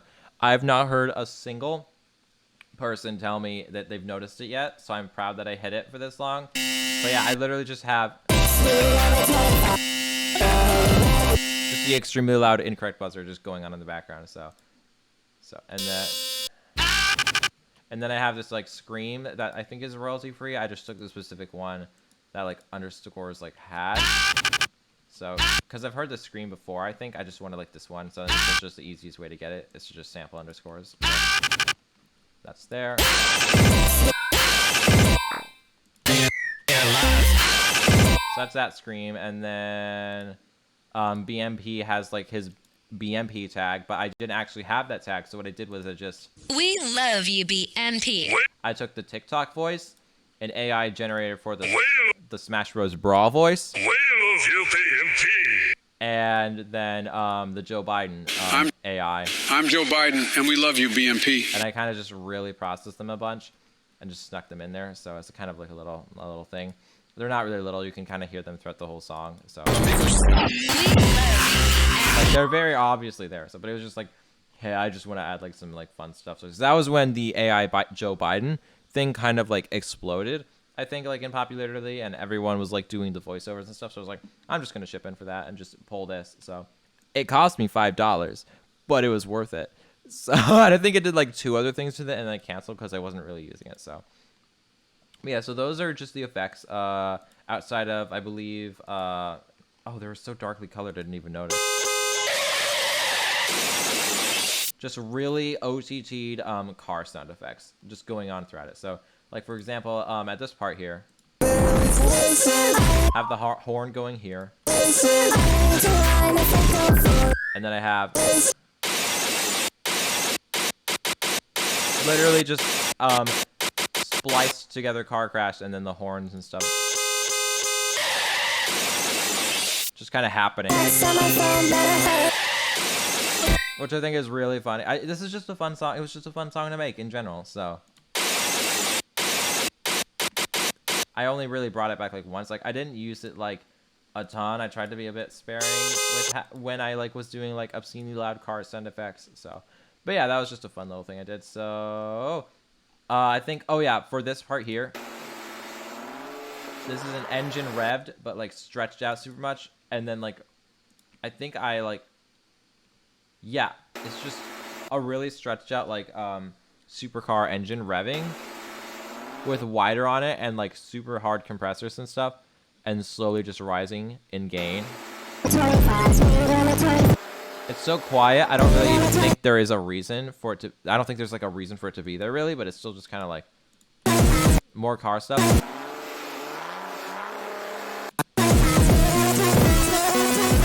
Like, I think with everything else, it barely is there, honestly. So, I don't even know why I chose that. So, that's just an interesting choice that Micah made. So, that's fun. But yeah, that's basically FX outside of, you know, the Sennheiser riser again, and then the bass riser, but different for some reason with more, like, mids, I think. And then that Bozo riser again. Where is it? There it is.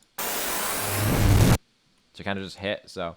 And then I don't really use any effects except for like this specific riser that's like another Splice 1 PMPS FX one shot uplifter square.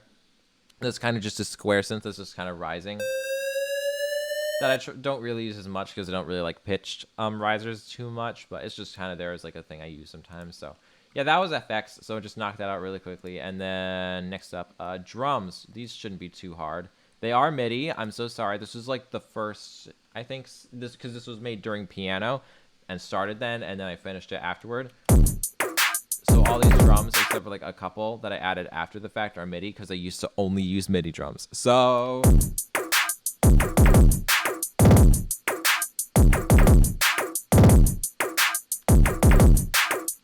that's just kind of going for literally the entire song with some parts like only having, say, like kick or stuff or like cutting. So. But yeah, it's an Umer kick, which is really fun if you want a really, really loud boosted one. And then a Food House kick, actually. So, excuse me, from the Moment Food House pack. But, like, processed a bunch and stuff, so.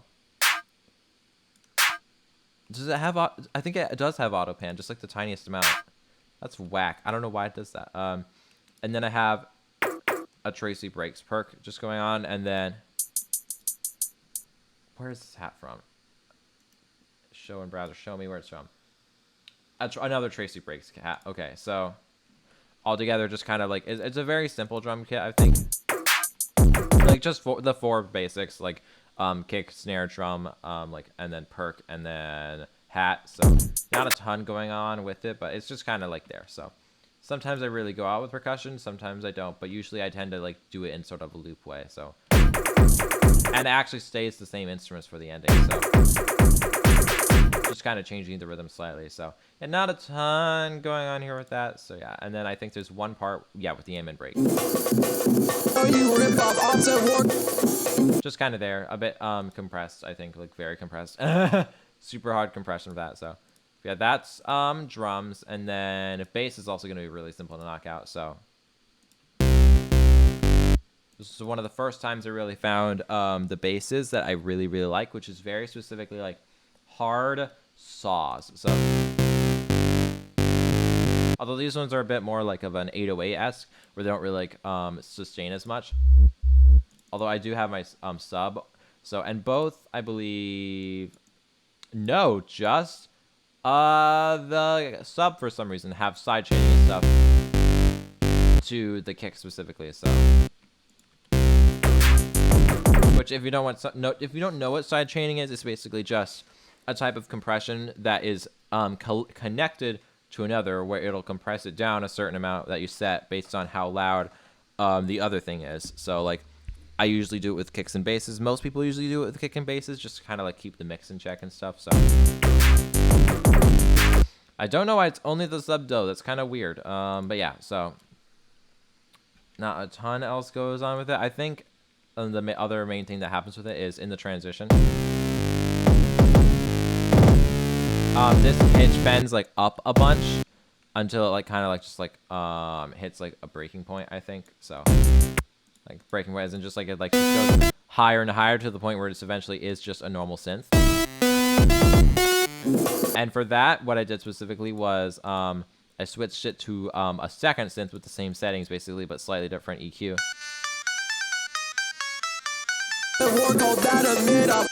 And just like had it like play like a specific kind of melody. So it really is just the same bass. Just like I was like, this is so high, I'll just like have it up and then I like change it and then change it back. So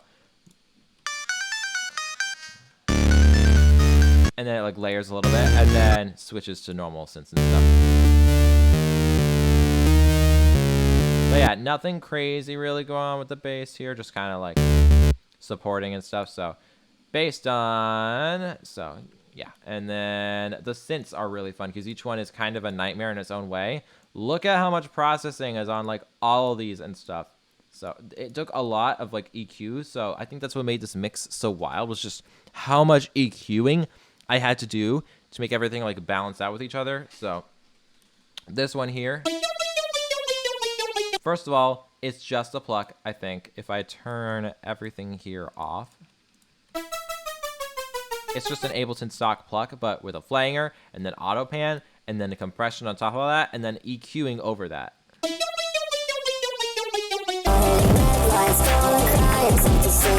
And that's just kind of like happening in the background for a bunch of it. So, and then in the first verse, I introduced this. It is this is Sfondo, so that means it's my sound font thing, because Ableton Standard doesn't really have a default one. So what is it? I think this is. Where is it? Come on, sorry. 1 sec. I'm just trying to find it. Not there. What are you then? Let me just try to turn off the effects and find out. I'm trying to figure out. I think it's Earthbound off the top of my head. Yes, it is. It is. It's an Earthbound. It's the Doctor solo synth. It's just kind of like a really basic SNES sign, but with mono and then an EQ and then a doubler on top of it, and then super flattening compression. And it creates this really like wow kind of like effect, so that's fun. And then for the second chorus, I add another sound font. This one being I think it's here. Yeah, it's just from Mario Kart 64, and it's just kind of playing some chords, but it's also like, you know, it's processed, just like it has some redux on it to kind of make it like crustier and stuff, and like multiple EQs and multiple compressions and auto pan. But if you listen, it does stand out from the other synth, and in the crowd, I do think it stands out a little bit. The mix probably could have been a lot better if I just done things differently from the beginning, but it was a bit of a mess that I kind of had to fix like later in life. So, but yeah, so the this tweet synth, as they call it, comes back, and then all together, kind of working together, like mixed together well and stuff. So, but yeah, those are the three main synths that I kind of had like in the end and stuff. So, but yeah. I do keep, for the B section, I do keep all the same instruments, which is not something I normally do. Normally for B sections and outros and stuff, I like change the entire instrument library, but for this one I didn't. So in that sense, now for the big one. So you notice the numbers on the side. So that's how many tracks there are. So it's like, you know, it's like 1, 2, and then like 24, 30. So like you can say, figure out that like there's like 3 basses in here, 31 through 33 and stuff, and 32 and stuff. Actually, no, there's 2 basses. My bad. I'm trying to make a point that when you see 2 Micah Callari and then 21 BMP, that there are a lot of vocal tracks for me. So the processing on this one was very, very hard in general because I tried using this thing called OTT, which is a beast to work with, I think. So let's see. Speed limit 25.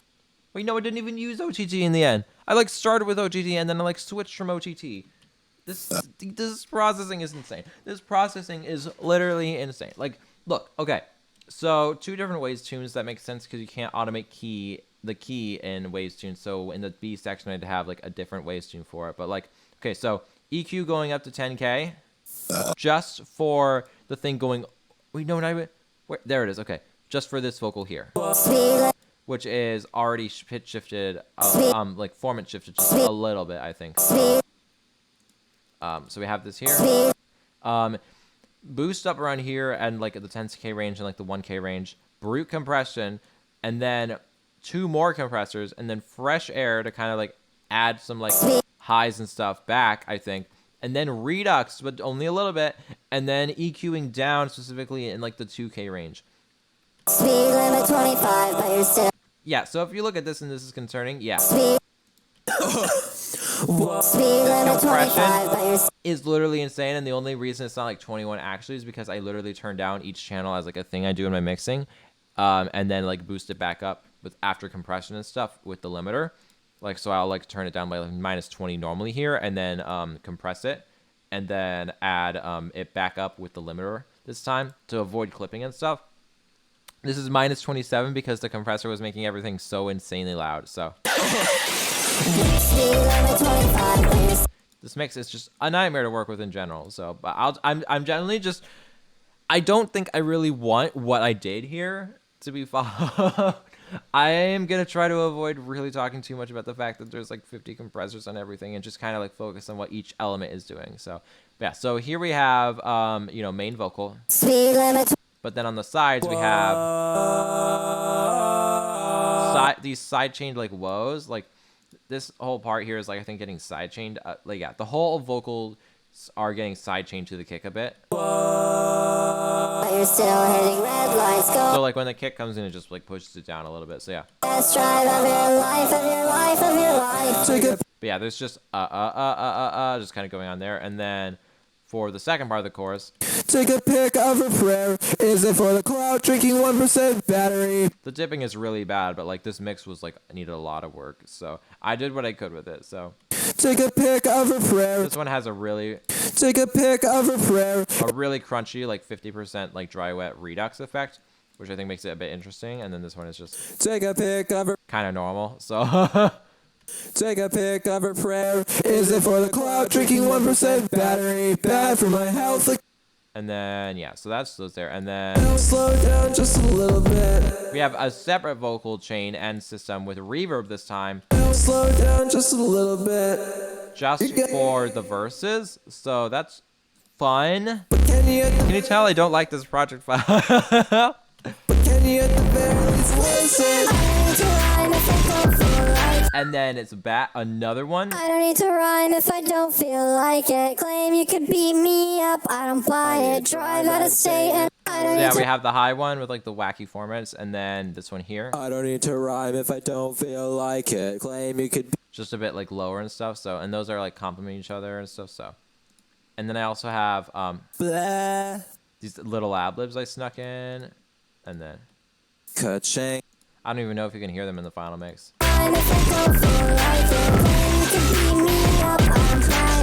Okay, you kind of can. They're just really far in the left and right ear. So, but yeah, so there's that part there, and then let's just quickly jump down to BMP's vocals, real quick. So BMP's vocals, Just got my license and I'm on a highway. there's only one really slight thing I did in the actual pitch shifting, and that was I had to make it so that it like started a bit higher because Just got my license. the pitch was a bit off with the chords and stuff. So Just got my license and I'm on a I just had to fix it a little bit because if you take it off, wait, no, how do I? There we go. Just got my license and I'm Like it just kind of sounds like a bit dull, so it just like spiced it up. just got my license and I'm on a highway speed. But yeah, this one has like some EQ. I considered percussion, like compression clearly, and then decided against it, and then added OTT, fresh air, and then some like saturator, I think. Just got my license and I'm on a highway speed. Going 90 in a 35. You know, Just to kind of give it a very like bassy, like punchy kind of feel. party. I'ma make her stop. So, and then BMP also sent me some ad libs here. So these were rough though to process because somehow you can. There was a lot of headphone bleed, I think, and so you can just hear like the old instrumental in the background. I kind of had to do some like OTT to kind of like try and stop that a bit. Because when you take it off, you can definitely hear it a bit more. So I kind of tried to had to like be like a bit of a reverb effect. So I think I hit it well. So I think I did hide it well enough. But Treated like a yeah, so that's BMP's part. So and then back to me.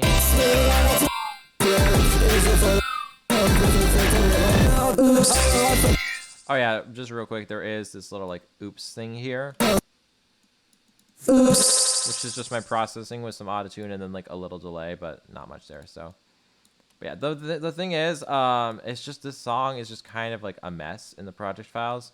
So when I'm looking at it, I'm just like, wow, this was a nightmare to mix. So I don't really feel like there's a ton of tips I can really gather from here. So, because it's also just kind of basic in general. So, but I think that's also what makes it like kind of charming. So, because like there's really not a ton like big stuff going on in sound design. It's just that everything, literally like everything, is happening at once. So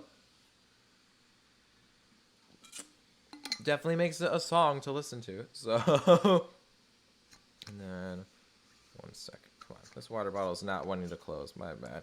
Okay. Okay, friends are calling to play video game. Bye bye. This is cool. If you do one again, you should record it. I actually think I might. Nah, I'm gonna keep going. I'll just keep going and finish it. So, I am recording this. So it's gonna be available on my second channel. So don't worry. Bye. Okay. And then.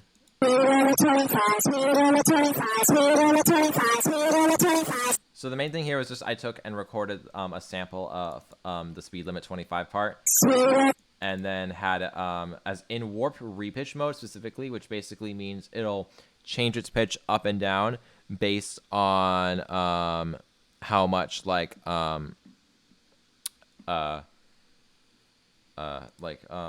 it'll like make it up and down based on like the actual tempo. So with the tempo automating to go up a bit from 176 to 264, which is kind of fun. It's really not actually 264, it's more like 132. I just like had it like that way so that it would like climb a bit. So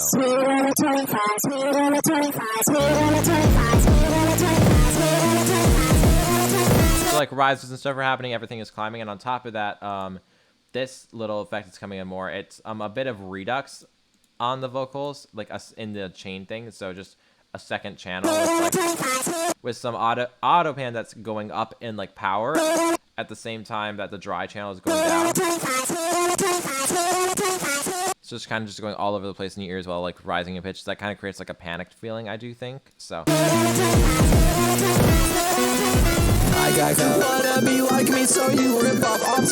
And then we change to D, I believe, for the key. We have just like my vocals here. And then it like dips, I believe, to what is it? Yeah, just a little bit of redux here, like some really heavy redux with like low bit rate. So like kind of like is very like crushy and stuff and how it sounds. So.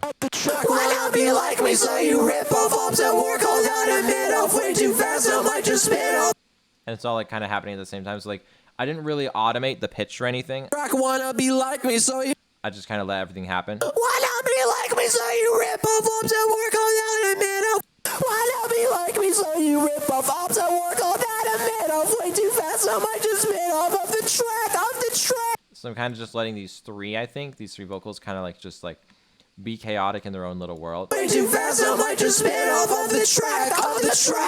500 bills. And then here we just have like it really is just the same effects in general on each of the tracks, just kind of mixed around to kind of like do what I need. So like this one, And I rap like shows. this one is like the wider of track, so it's just kind of like And I rap like shows like feels like a dope song. just kind of widen the background compared to this higher pitched one. And I rap like shows like feels like a dope And like so like they're contrasting and like clashing with each other. So and then driver born to speed ski man. I have a couple of the like from the original track, I'm built like a Florida driver. just kind of acting as like backing to this one. I'm built like a Florida driver born to speed ski man. You're probably hearing bits of all of them at once, but the main one definitely is this one here. I'm built like a Florida. And then this here. This is a reference to the "Can we get much higher?" But I was like, originally considering doing the melody, but then I was like, I don't want to fight with copyright, so I just turned it down and changed the melody slightly. But it is definitely a reference to that as kind of just like a rhyme. So that's just a fun little tidbit. Create a fire. Can we get much higher? So it would have been like, can we get much higher? So high. Wah da da. But I just decided against it just because of copyright and stuff. So. And then for this part here, it is actually the normal beat if you turn off this effect right here on the master. Another master effect. If it would just, there we go. And I was like, that's boring, so I turned on this. So it's just kind of this like lossy that's goes really high out of nowhere and then just descends and just like builds and builds. So.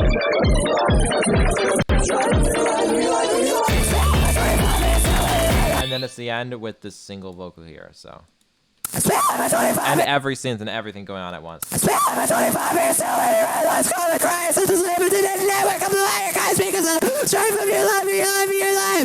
Oh, I just blew up my voice. And that wasn't intentional. That wasn't ad-lib. I just blew up my voice. That was just me being like in pain from literally screaming and be like, that really hurt. Oh,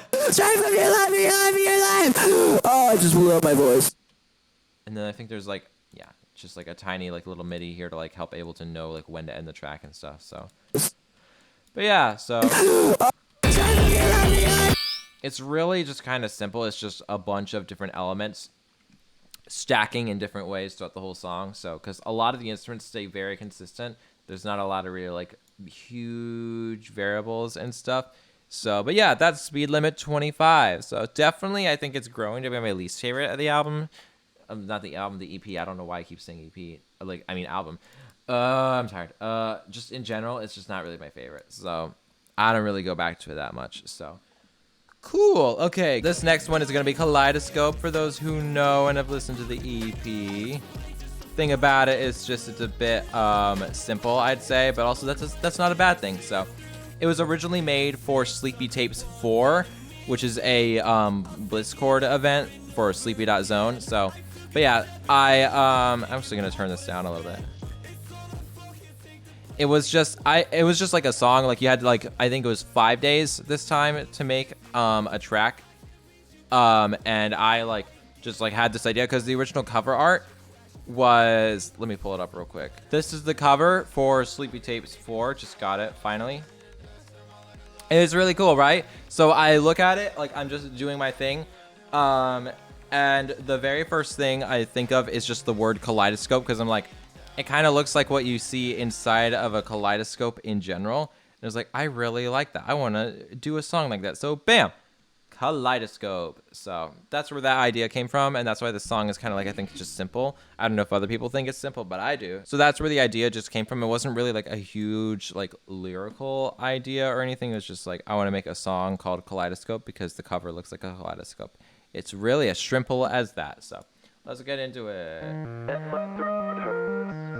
So let's just get the synth out of the way. This is just a basic wind lead with some compression and like a filter over it. That so I do some automation in the actual like octave thing. So like for example, there's this like lower octave that I turn like down at the beginning, but it has like kind of a wind crusty effect, and I just turn it up throughout the build,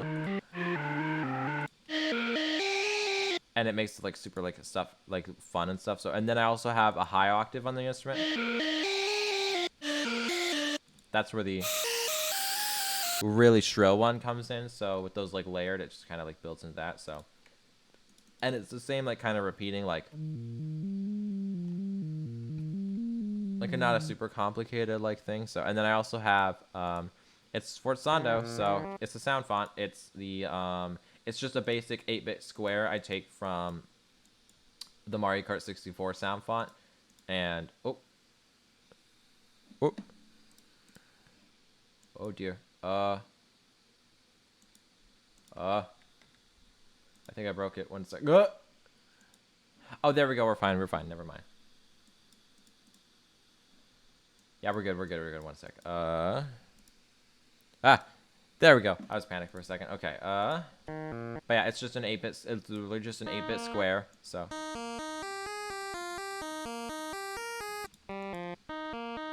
I think the filtering on it changes like a bit. I don't even think it does.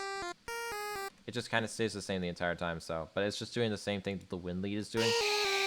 Just as kind of like a bit more of a transient almost.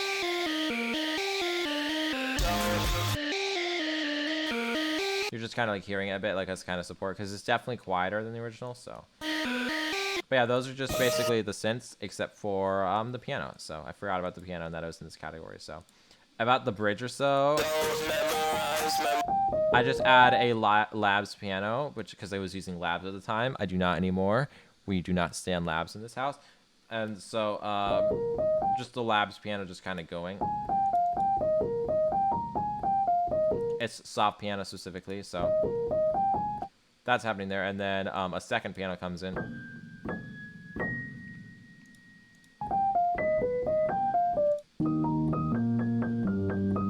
And those are just kind of going, and then they come in for the last chorus together for like all the synths and stuff. And they specifically play the bass line, which has only been the bass line until now, but now it's in the top line.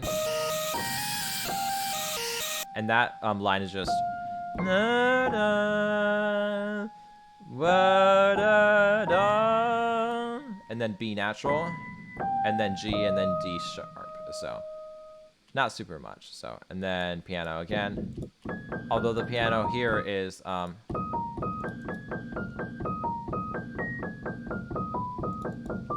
think where is it being filtered?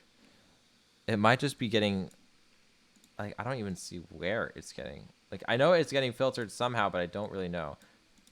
Oh, it's the master. It's the master. The actual master is getting filtered through all the way, so just kind of a fun little detail there. So,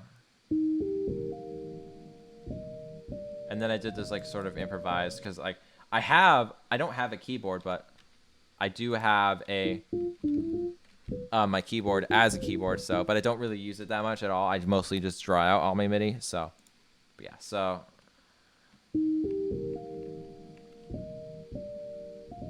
That was like totally improvised and stuff. So, and then, yeah.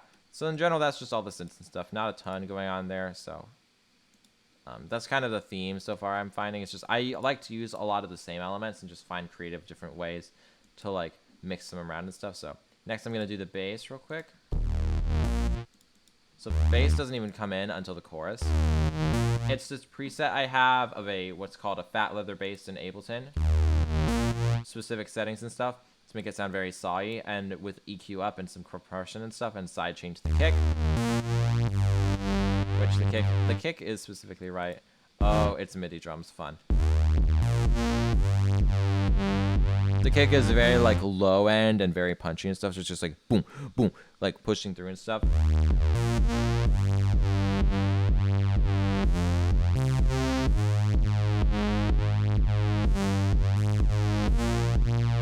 So not a ton going on there until I believe, yeah, here. So it's just that bass at the beginning of the chorus there. And then I add a second one that is obscenely loud compared to the first.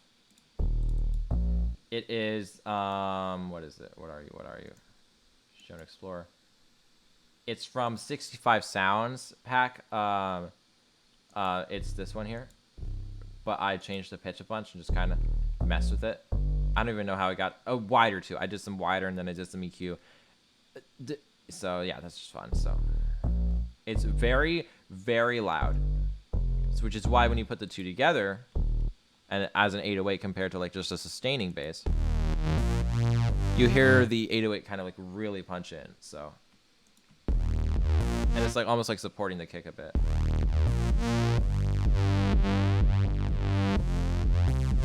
So that's really as simple as the bass gets, except for this one part where it's really low and almost sounds like a fart or something. I love that wow sound that comes on sometimes with these types of basses. So, just like that. It's like that wow. That's a very specific sound I love to like utilize sometimes where can and possible. So, but yeah, that's the bass. It does auto filter down a bit, so not a ton there because everything auto filters down at this part, as you can see right here. So.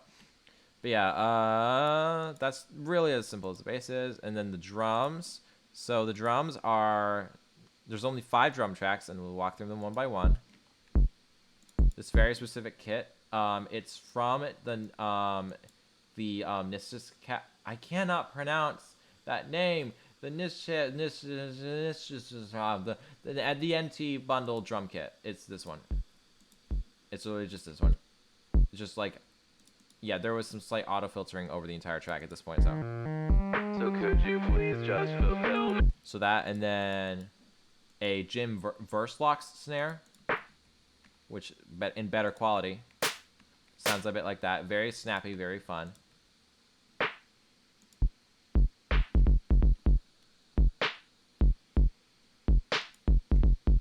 So yeah, and then as the auto filter comes back, so yeah, it's just like kind of.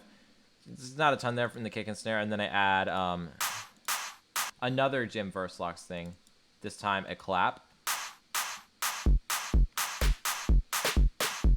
So that's all kind of just going together and stuff. So, and then the snare melody changes, and then I have like the rhythm.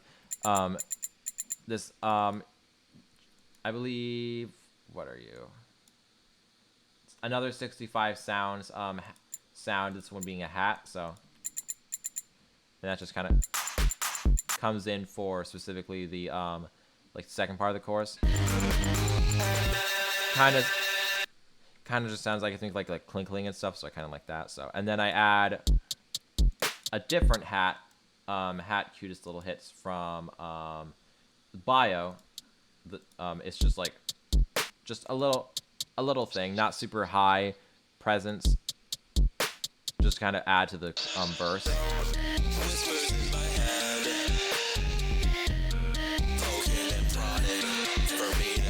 So that's all 5 drum tracks, and in general, they kind of just go together, like and splice in different ways. So, but this second hi hat only really comes in for like these couple parts. This one being right here in the second part of the bridge.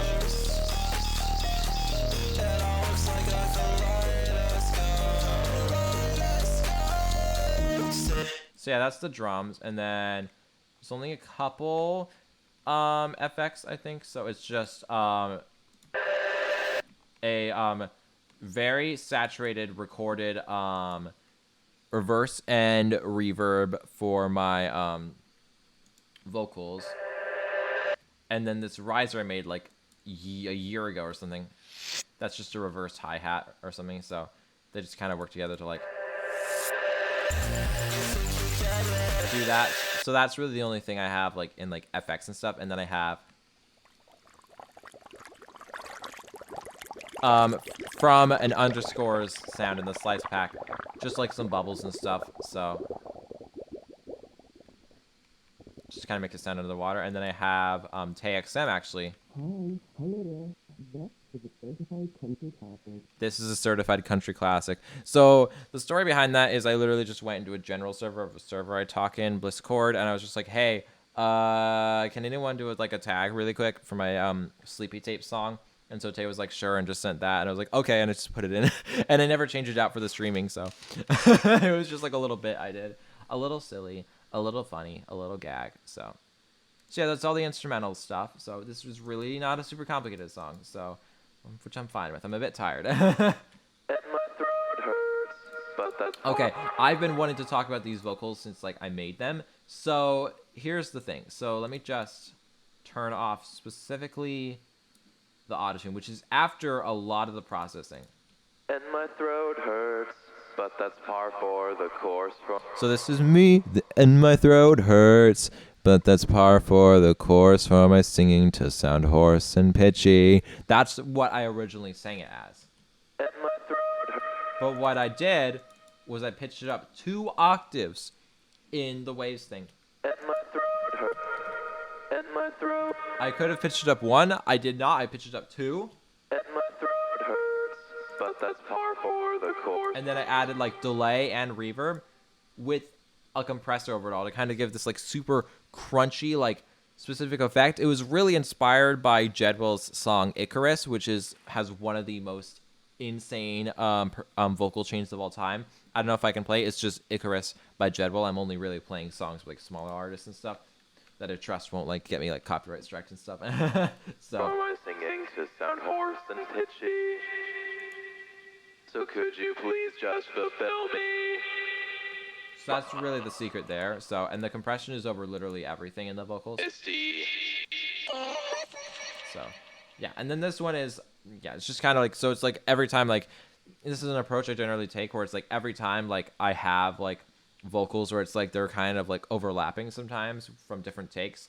What I like to do is just have the some of the processing at least over all of them, just so it doesn't really like make it like mix troubles or anything. It's just so like the compressor can like keep it a bit consistent. So because I don't hate dynamics, I just hate when things are annoying. I don't know. I just don't like it when sound is not compressed in a way where it's like I'm in control of the volume and stuff. Because I like expressing dynamics. I just don't like giving like a lot of volume and stuff. So Vision's getting misty. so this one is some actual like, because this one's formats are also like not, this isn't even format shifting, I don't think, because I was just pitching it up exclusively with waves tune, which gives it an interesting different vocal effect from format shifting. But here I actually did format shift and pitch shift a bit.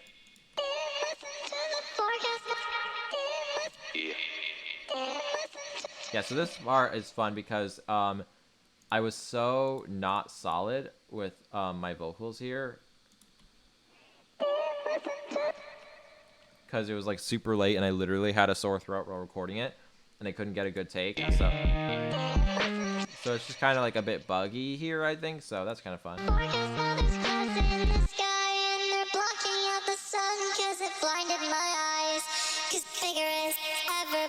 Yeah, so not a ton going on here. It's just like my usual chain. I think a very similar one to before. So same delay and reverb. So it's all being pushed down at once. So yeah, that's just the normal vocals though.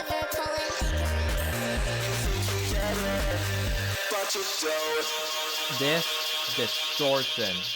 So, you know, we have like the normal chain here, like, you know, just delay and reverb and stuff. And then you have the distortion. So, where is it? You think you get it? My original reasoning for the saturation was not I wanted it to sound cool, so I wanted it to be more prevalent in the mix. I am so insane sometimes, I feel. So, yeah.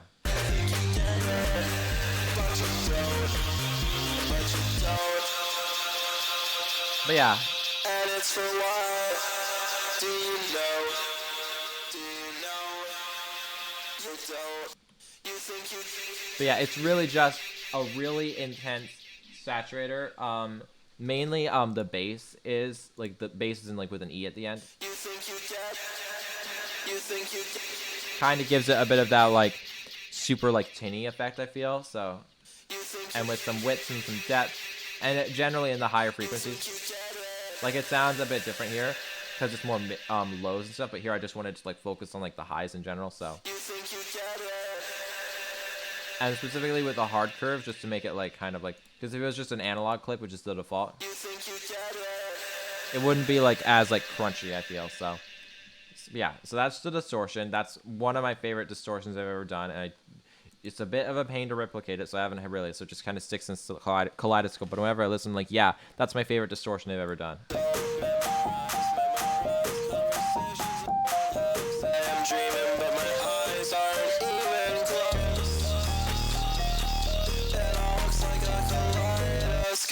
There's actually a small error here, I feel. So if you listen to the vocals, the melody, and the bass, the bass is doing literally a G here, which is such a contrasting note. Because I start on A flat and then go down to G and then go down to F and then like go down to E flat. So, but I'm focusing on notes that are around the G, so it's really, really discordant. And let me see what just happened. What could have happened? Oh, my bad.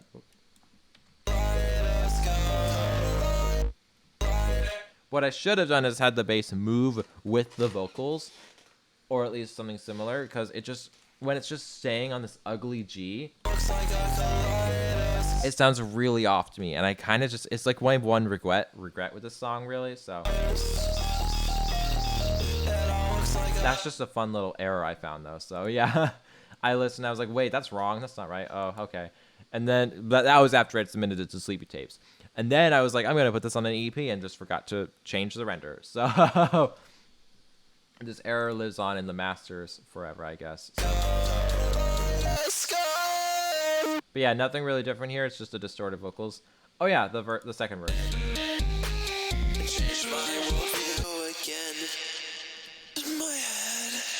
So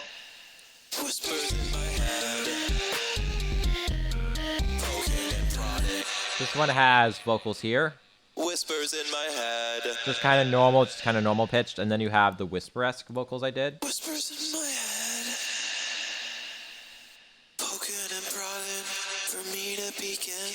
Autotune was really struggling with this one because of how not really pitched my whispers can be sometimes. Like, so, because it needs like a pitch to like correct too. So.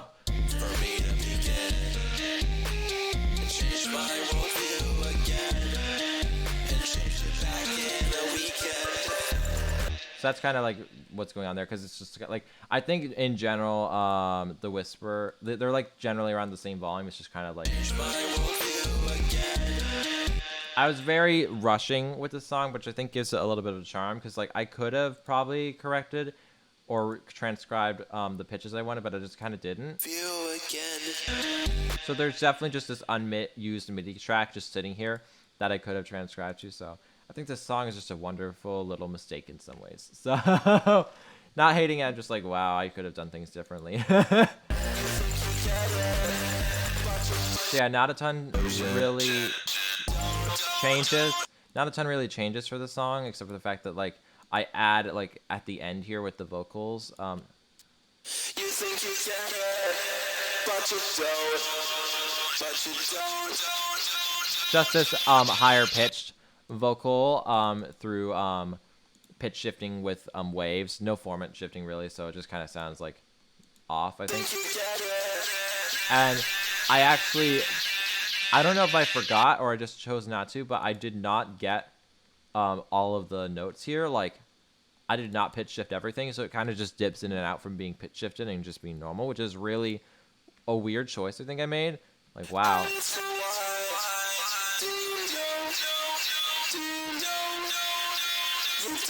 Like, whack. And then just have like a breath here. So yeah, in general, Kaleidoscope is definitely the simplest song I think on this EP, so that's kind of nice. But yeah, that's just how I kind of did it. It was a lot of distortion, a lot of messy mixing. So yeah, I'm gonna move on to the next one.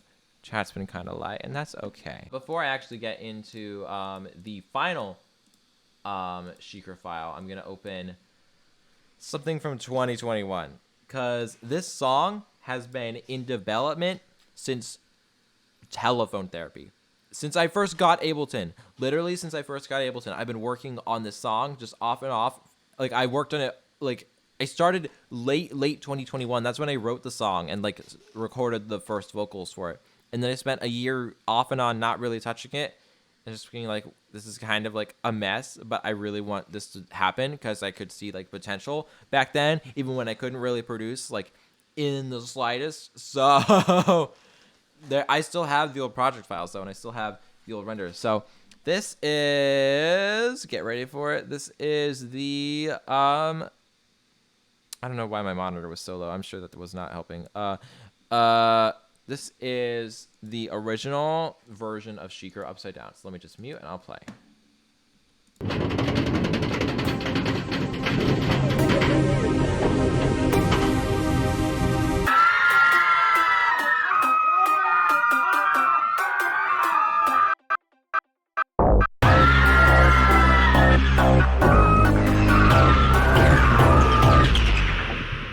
So many emotions.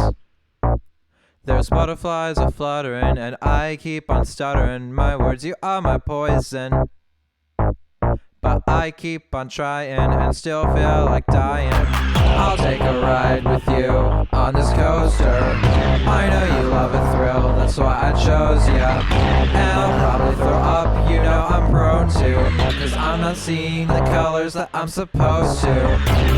Take me on the SheiKra, wanna shriek and feel my face against your skin. Places I ain't been, I'm scared that I could fall. Make me wanna love you, hug you while you tug my heart round like a toy. My boy, you must be this tall. You turn me upside down. What we sure won't stay down.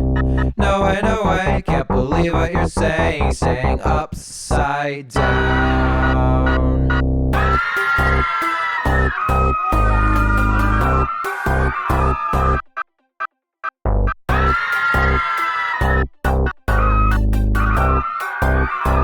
Let me explain. I feel sick, I feel stuck, I feel stupid, I feel dumb. Is it selfish to feel love for a boy who just wants fun? I know I'm not quite your type, but maybe I could make things right. I'm sick of waiting for the drop when I know one day it'll stop.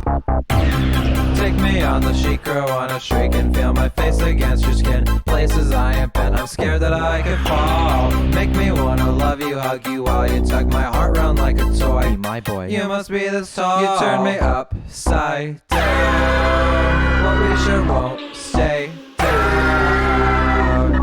No way, no way, can't believe what you're saying. Staying upside down.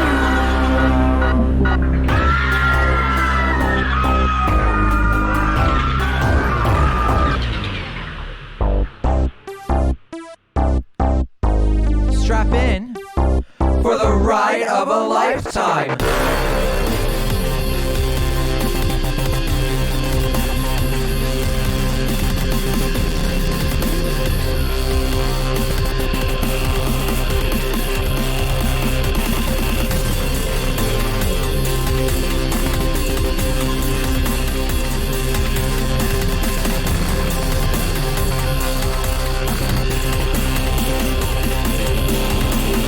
turn me upside.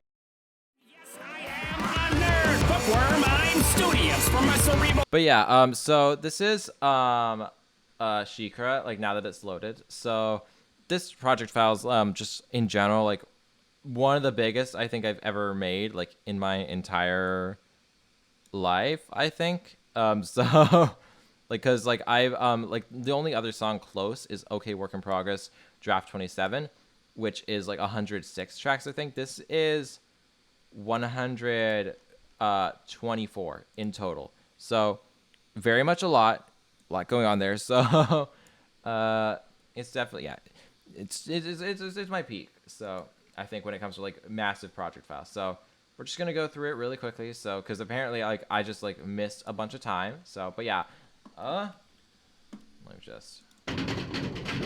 So yeah, the song basically starts with just a roller coaster sounds. I downloaded off YouTube. With the the risers, of course. I have the Sennheiser riser, and then I also have a sub riser from Splice, I think, or maybe just from somewhere. I don't remember entirely.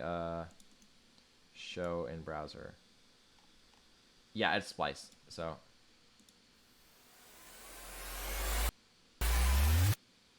Ableton? You good there, Ableton?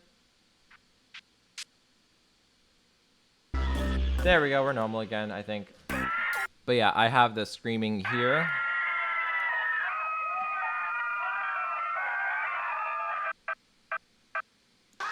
Which starts out kind of like EQ'd out, but is also like, then like comes back in, so. And it's saturated just a bit with the EQ over it. Just kind of give it like a crustiness, I think, so.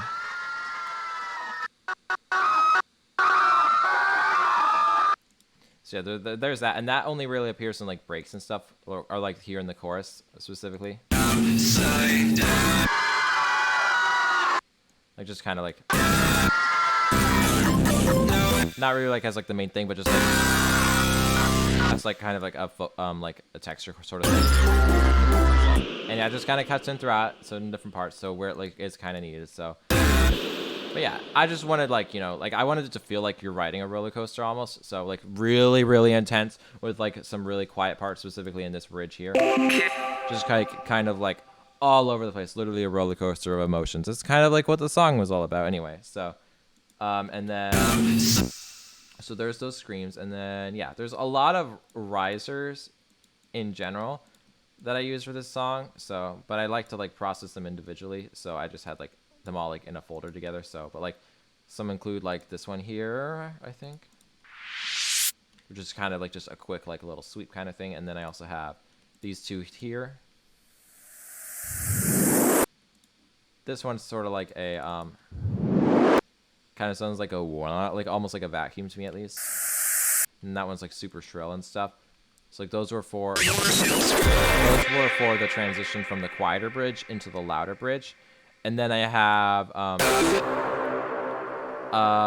impacts from Blank Slate's production, because Blank Slate was going to do the bridge production, like did a bunch of it. So, and then we never really touched the track again for like a year. And then I just kind of was like, hey, I have these stems. So, and then I like just worked around with them, which I'll talk about in a minute. But in effects specifically, I have these impacts and stuff. If it would just load, because this project is like massive. It's just basically this, a horn, and then a little like wub wub, and then just kind of like a fuzzy descent, and then the brass thing just reversed and coming back into it again. Super quiet in general though, so yeah. And so yeah, just a bunch of risers throughout in general. And then this here, which is just glass breaking. It was for mainly just as like a little bit of a texture in between like when like the breaks happen and stuff. So that's glass. And then here I have just kind of this like sound from Splice, this Cashmere, I think, like FX Sweep Up Spaceship, just to kind of like guide in like the verse and stuff. And it has some reverb of course on it. So, and then this little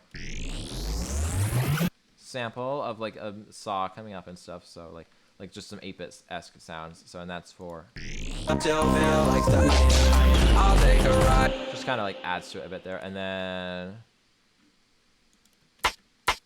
that's from the Underscores sample pack for Skin Purifying Treatment, their first EP. I found it in Underscored, which is the official Underscores Discord server, just in a channel, like the entire pack, because it wasn't really being sold anymore. So that's where I got that. So yeah. So, and then I have another snare from it, I think. That's like a snap and like a beep at the same time. So I think, no, I did not have to pitch it at all because it was a good enough pitch already. So that goes into the bridge, and then here I have text-to-speech from Microsoft Sam. What if you tip over your... With some OTT over it, of course. What if you tip over yourself? So that in general, yeah, that's all the effects. So I started like, I don't know, my producer tag, which would be like,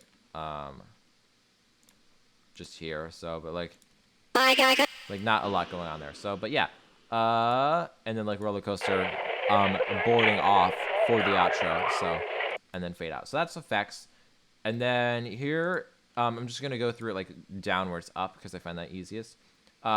This is all the Blank Slate work. So because he was supposed to do the bridge, so he did the bridge. It sounded good. I was just like, how can I like fit this in? Because I didn't want to just throw it away when I kind of basically restarted the song.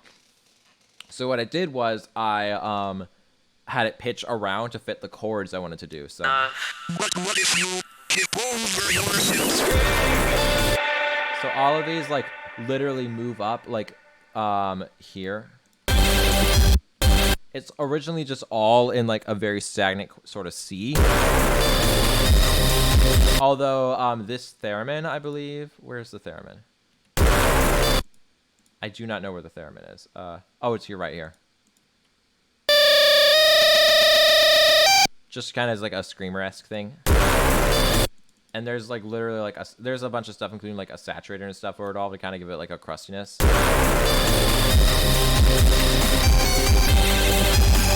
And then it pitches up to G, and then down to F sharp, and then F natural, and then E flat D C.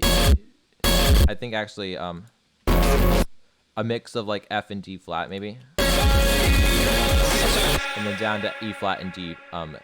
So yeah, it just kind of like moves around in general. Like I think that really helped like with like movement without having to like delete everything blank slate had done. But yeah, it's just I can't really talk about it as much since I don't do is kind of producing really. But yeah, it's just like and it's all like really saturated and stuff and kind of like destroyed sound wise from what it was when I first got it. So it's just a bunch of like general sounds and stuff.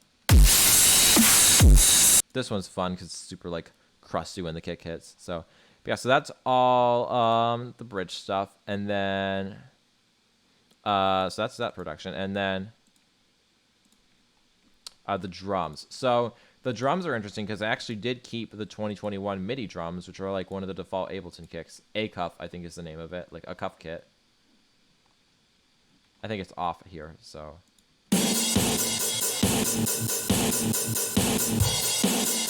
It's basically just processed a bunch with like brute compression over all of it and stuff. But yeah, like there's like it really was like my first time really planning out a drum kit and stuff, and I really did go all out with the MIDI at the time and stuff. Well, like I mean, like in here, like that is not really out, that like organized and stuff, but like or like deep and stuff. Like the toms, like descending and stuff. That's like a thing I like to do in general. Like it's just, I was like, I don't want to remove this. So, and it works well with it when I processed it. I think specifically for this mix, you didn't need to hear everything. You just need to hear like some rhythm and stuff. So I think like, yeah, it turned out okay in the end. So.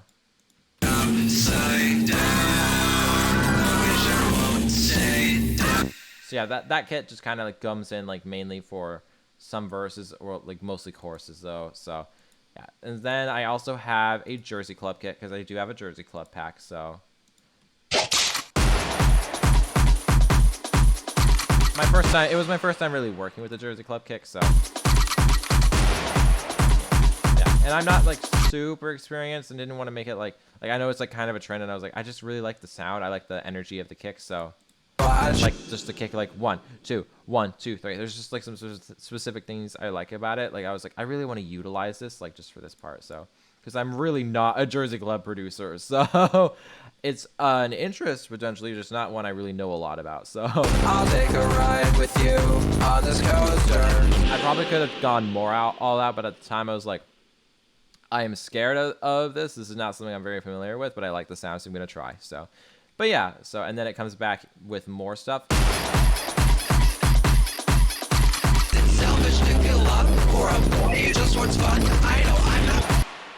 yeah, and then in general, that's just like the two parts where it like mainly appears. And I'm trying to think what else I did. So actually, I do still have the old percussion for this verse,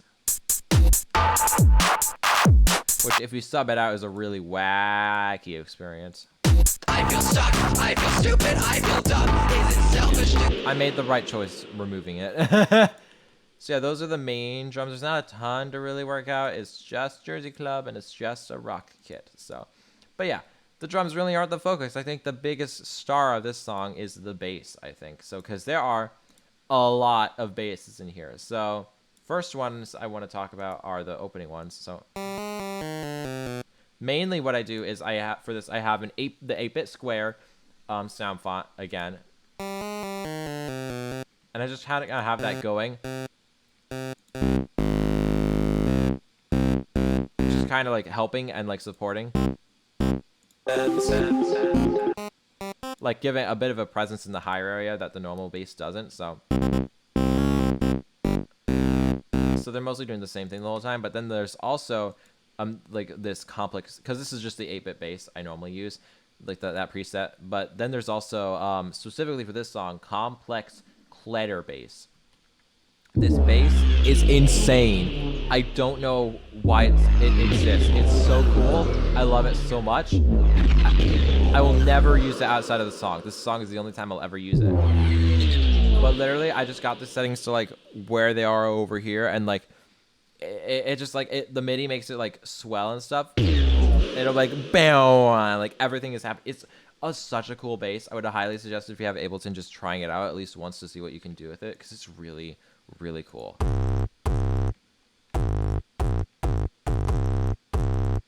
And then I also have a buzzer 808, which is from, what kit are you from? Bio, of course. It's this one, but pitched and processed with actually least favorites bass distortion chain. I saw her isomorph breakdown, and in the suspend section, you can see on her 808 this specific like chain of stuff, like a saturator, an overdrive, a redux, a vinyl distortion, and then bass mono, which I actually took out for this one for some reason. I think because it just wanted it to be like wider, but like it's just like a really insanely like crusty like 808ifier. Like it's just I like it, but I only use it sparingly really. But I do have the chain if I ever like need to use it. So I'll take a ride with and this one was definitely like more of a texture kind of, so because when you put them all together,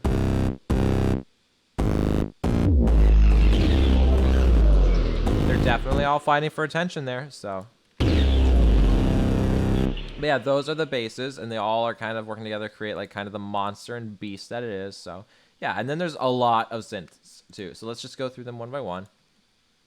So I have this synth right here, which is a synth I created actually for the album coming out in July. That's mainly just, it just is supposed to sound like a Discord call, like that, the da na na na na na na na na na na na na. It's kind of just supposed to sound like that, but for this song I added a flanger to it, so it just kind of has like a wide presence, I think. So, and then I also have a default Ableton synth brass, which I wouldn't say is great, but like it does its job. I just wanted something kind of like fluttery, but like also like interesting. So, because what I did here is I actually automated the motion of the flutter to just go up in this opening, which does have lossy over like all the synths and stuff. Just to kind of like and then go up and stuff. So, and then I also have, to round it out for this part, a pluck basically. Just a basic vintage pluck from Ableton, and then you put them all together, and you got a really cohesive sound, I think, with like tons of different like tonalities and stuff all kind of like clashing to make kind of a really cool effect, I think. Like you are not going to miss that melody, like I feel. So yeah. And then I with those three, those kind of just appear and do different things. Like for this part, the plucks are like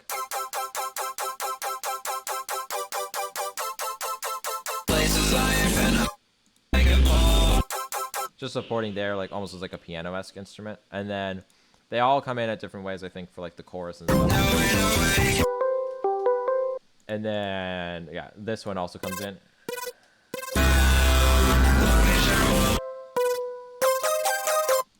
So those three are kind of like their own like little group together, and they're all kind of supporting. So the other main synths are this one right here, which is a xylophone from an SNEF general sound font I got.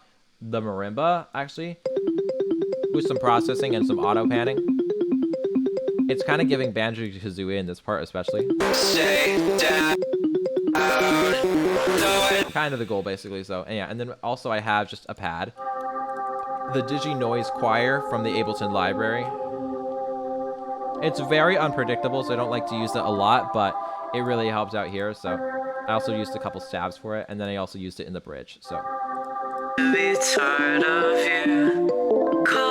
one is fun because for this one I used the Discord synth, like just kind of like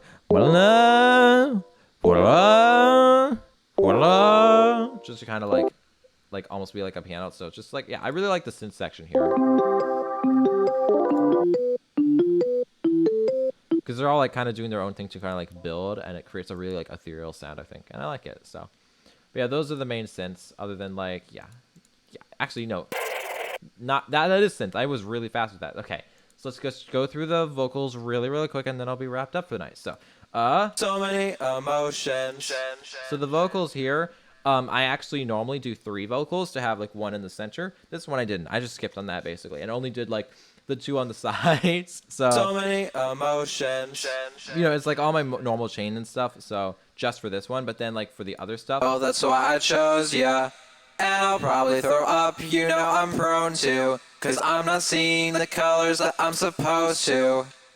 Take me on the for later parts of the song, I believe I activated it here. Yeah. You must be I activated mainly overdrives and saturators, and overdrive is really fun face against your skin. because it makes it kind of like a super, for where I put it, which is usually around the highs, it makes it really like heightens and crusts up my like constants and stuff. Face So against your skin. I just have to use it sparingly and with lower dry wet, Face against your skin. Places I ain't been. I'm or scared. it'll be like really shrill and stuff. Face against your skin. Places I ain't been. I'm scared that I could fall. Make me wanna love you, hug you while you tug my heart round. So yeah, that's that, and then there's the chorus. You turn me upside down. But we sure won't. So I have You turn me up. a higher one with pushed up with waves, You turn me up. a lower one pushed down with waves, and then You turn me. normal, and they're all supporting each other here. You turn me upside So that's normal at this point. down. No harmony, but then for the rest of the choruses, I actually do sneak in a harmony. Down. What we sure won't stay down. You can't really hear it though in the final mix, so I don't really know why I did it in the end. Stay down. Like, it's kind of there, but it's definitely something where I'm like, that just didn't really come through. I probably could have heightened it more in the mix, so, but yeah. This also has all the distortion stuff in general. It's just mostly all processed on the top together, so. But yeah, so that's the chorus, and then I bring the first group of vocals effects back for, actually, no, a different group entirely. I don't know what I'm talking about, just a different group. Sick, I feel stuck, Lighter processing because I actually recorded like 5 vocal takes sick, in 2021 just for this verse. sick, I feel stuck, I feel stupid, I feel dumb. Is it selfish? And like it worked well enough where I kept it, so. And then towards the bridge, with all that out of the way, I got Quedrenol featuring on this, and they did amazing. Can't wait to be tired of you. I got like a good vocal back, but and like good processing. I just wanted to do a little bit more, so like I cut some of the lows, I heightened the highs, I did a tiny bit of overdrive, and then I added some reverb on top of it, Can't wait to be tired. just to kind of give it like a radio effect in general. So that's what the bridge helps feel like. Mind you, I exist. Do I mean it? Because yeah, this bridge is only 4 tracks, which is kind of insane. So, and then there's the final group of vocals, I think. So like this random one, which is just like Be my boy. just like 1 bit crush thing. So group 3 is actually really like, it's like Scream mine. I like really upped the reverb and like really upped like the distortion and stuff. So And scream. yeah, it just kind of goes all there. And then Upside down. just the same vocals and stuff in general here, I think. So yeah, that's basically the song. I kind of had to speedrun that because I don't really have a lot of time left. But yeah, it's not a super complicated one. It just took a lot of manpower per se to do. So yeah, my webcam is not working. So sorry about that, but I'm going to be heading out for the night. So thank you all for tuning in. This was about 3 hours, although I am going to cut it out because there were some technical difficulties. So yeah, thank you all for coming. Have a wonderful night and bye.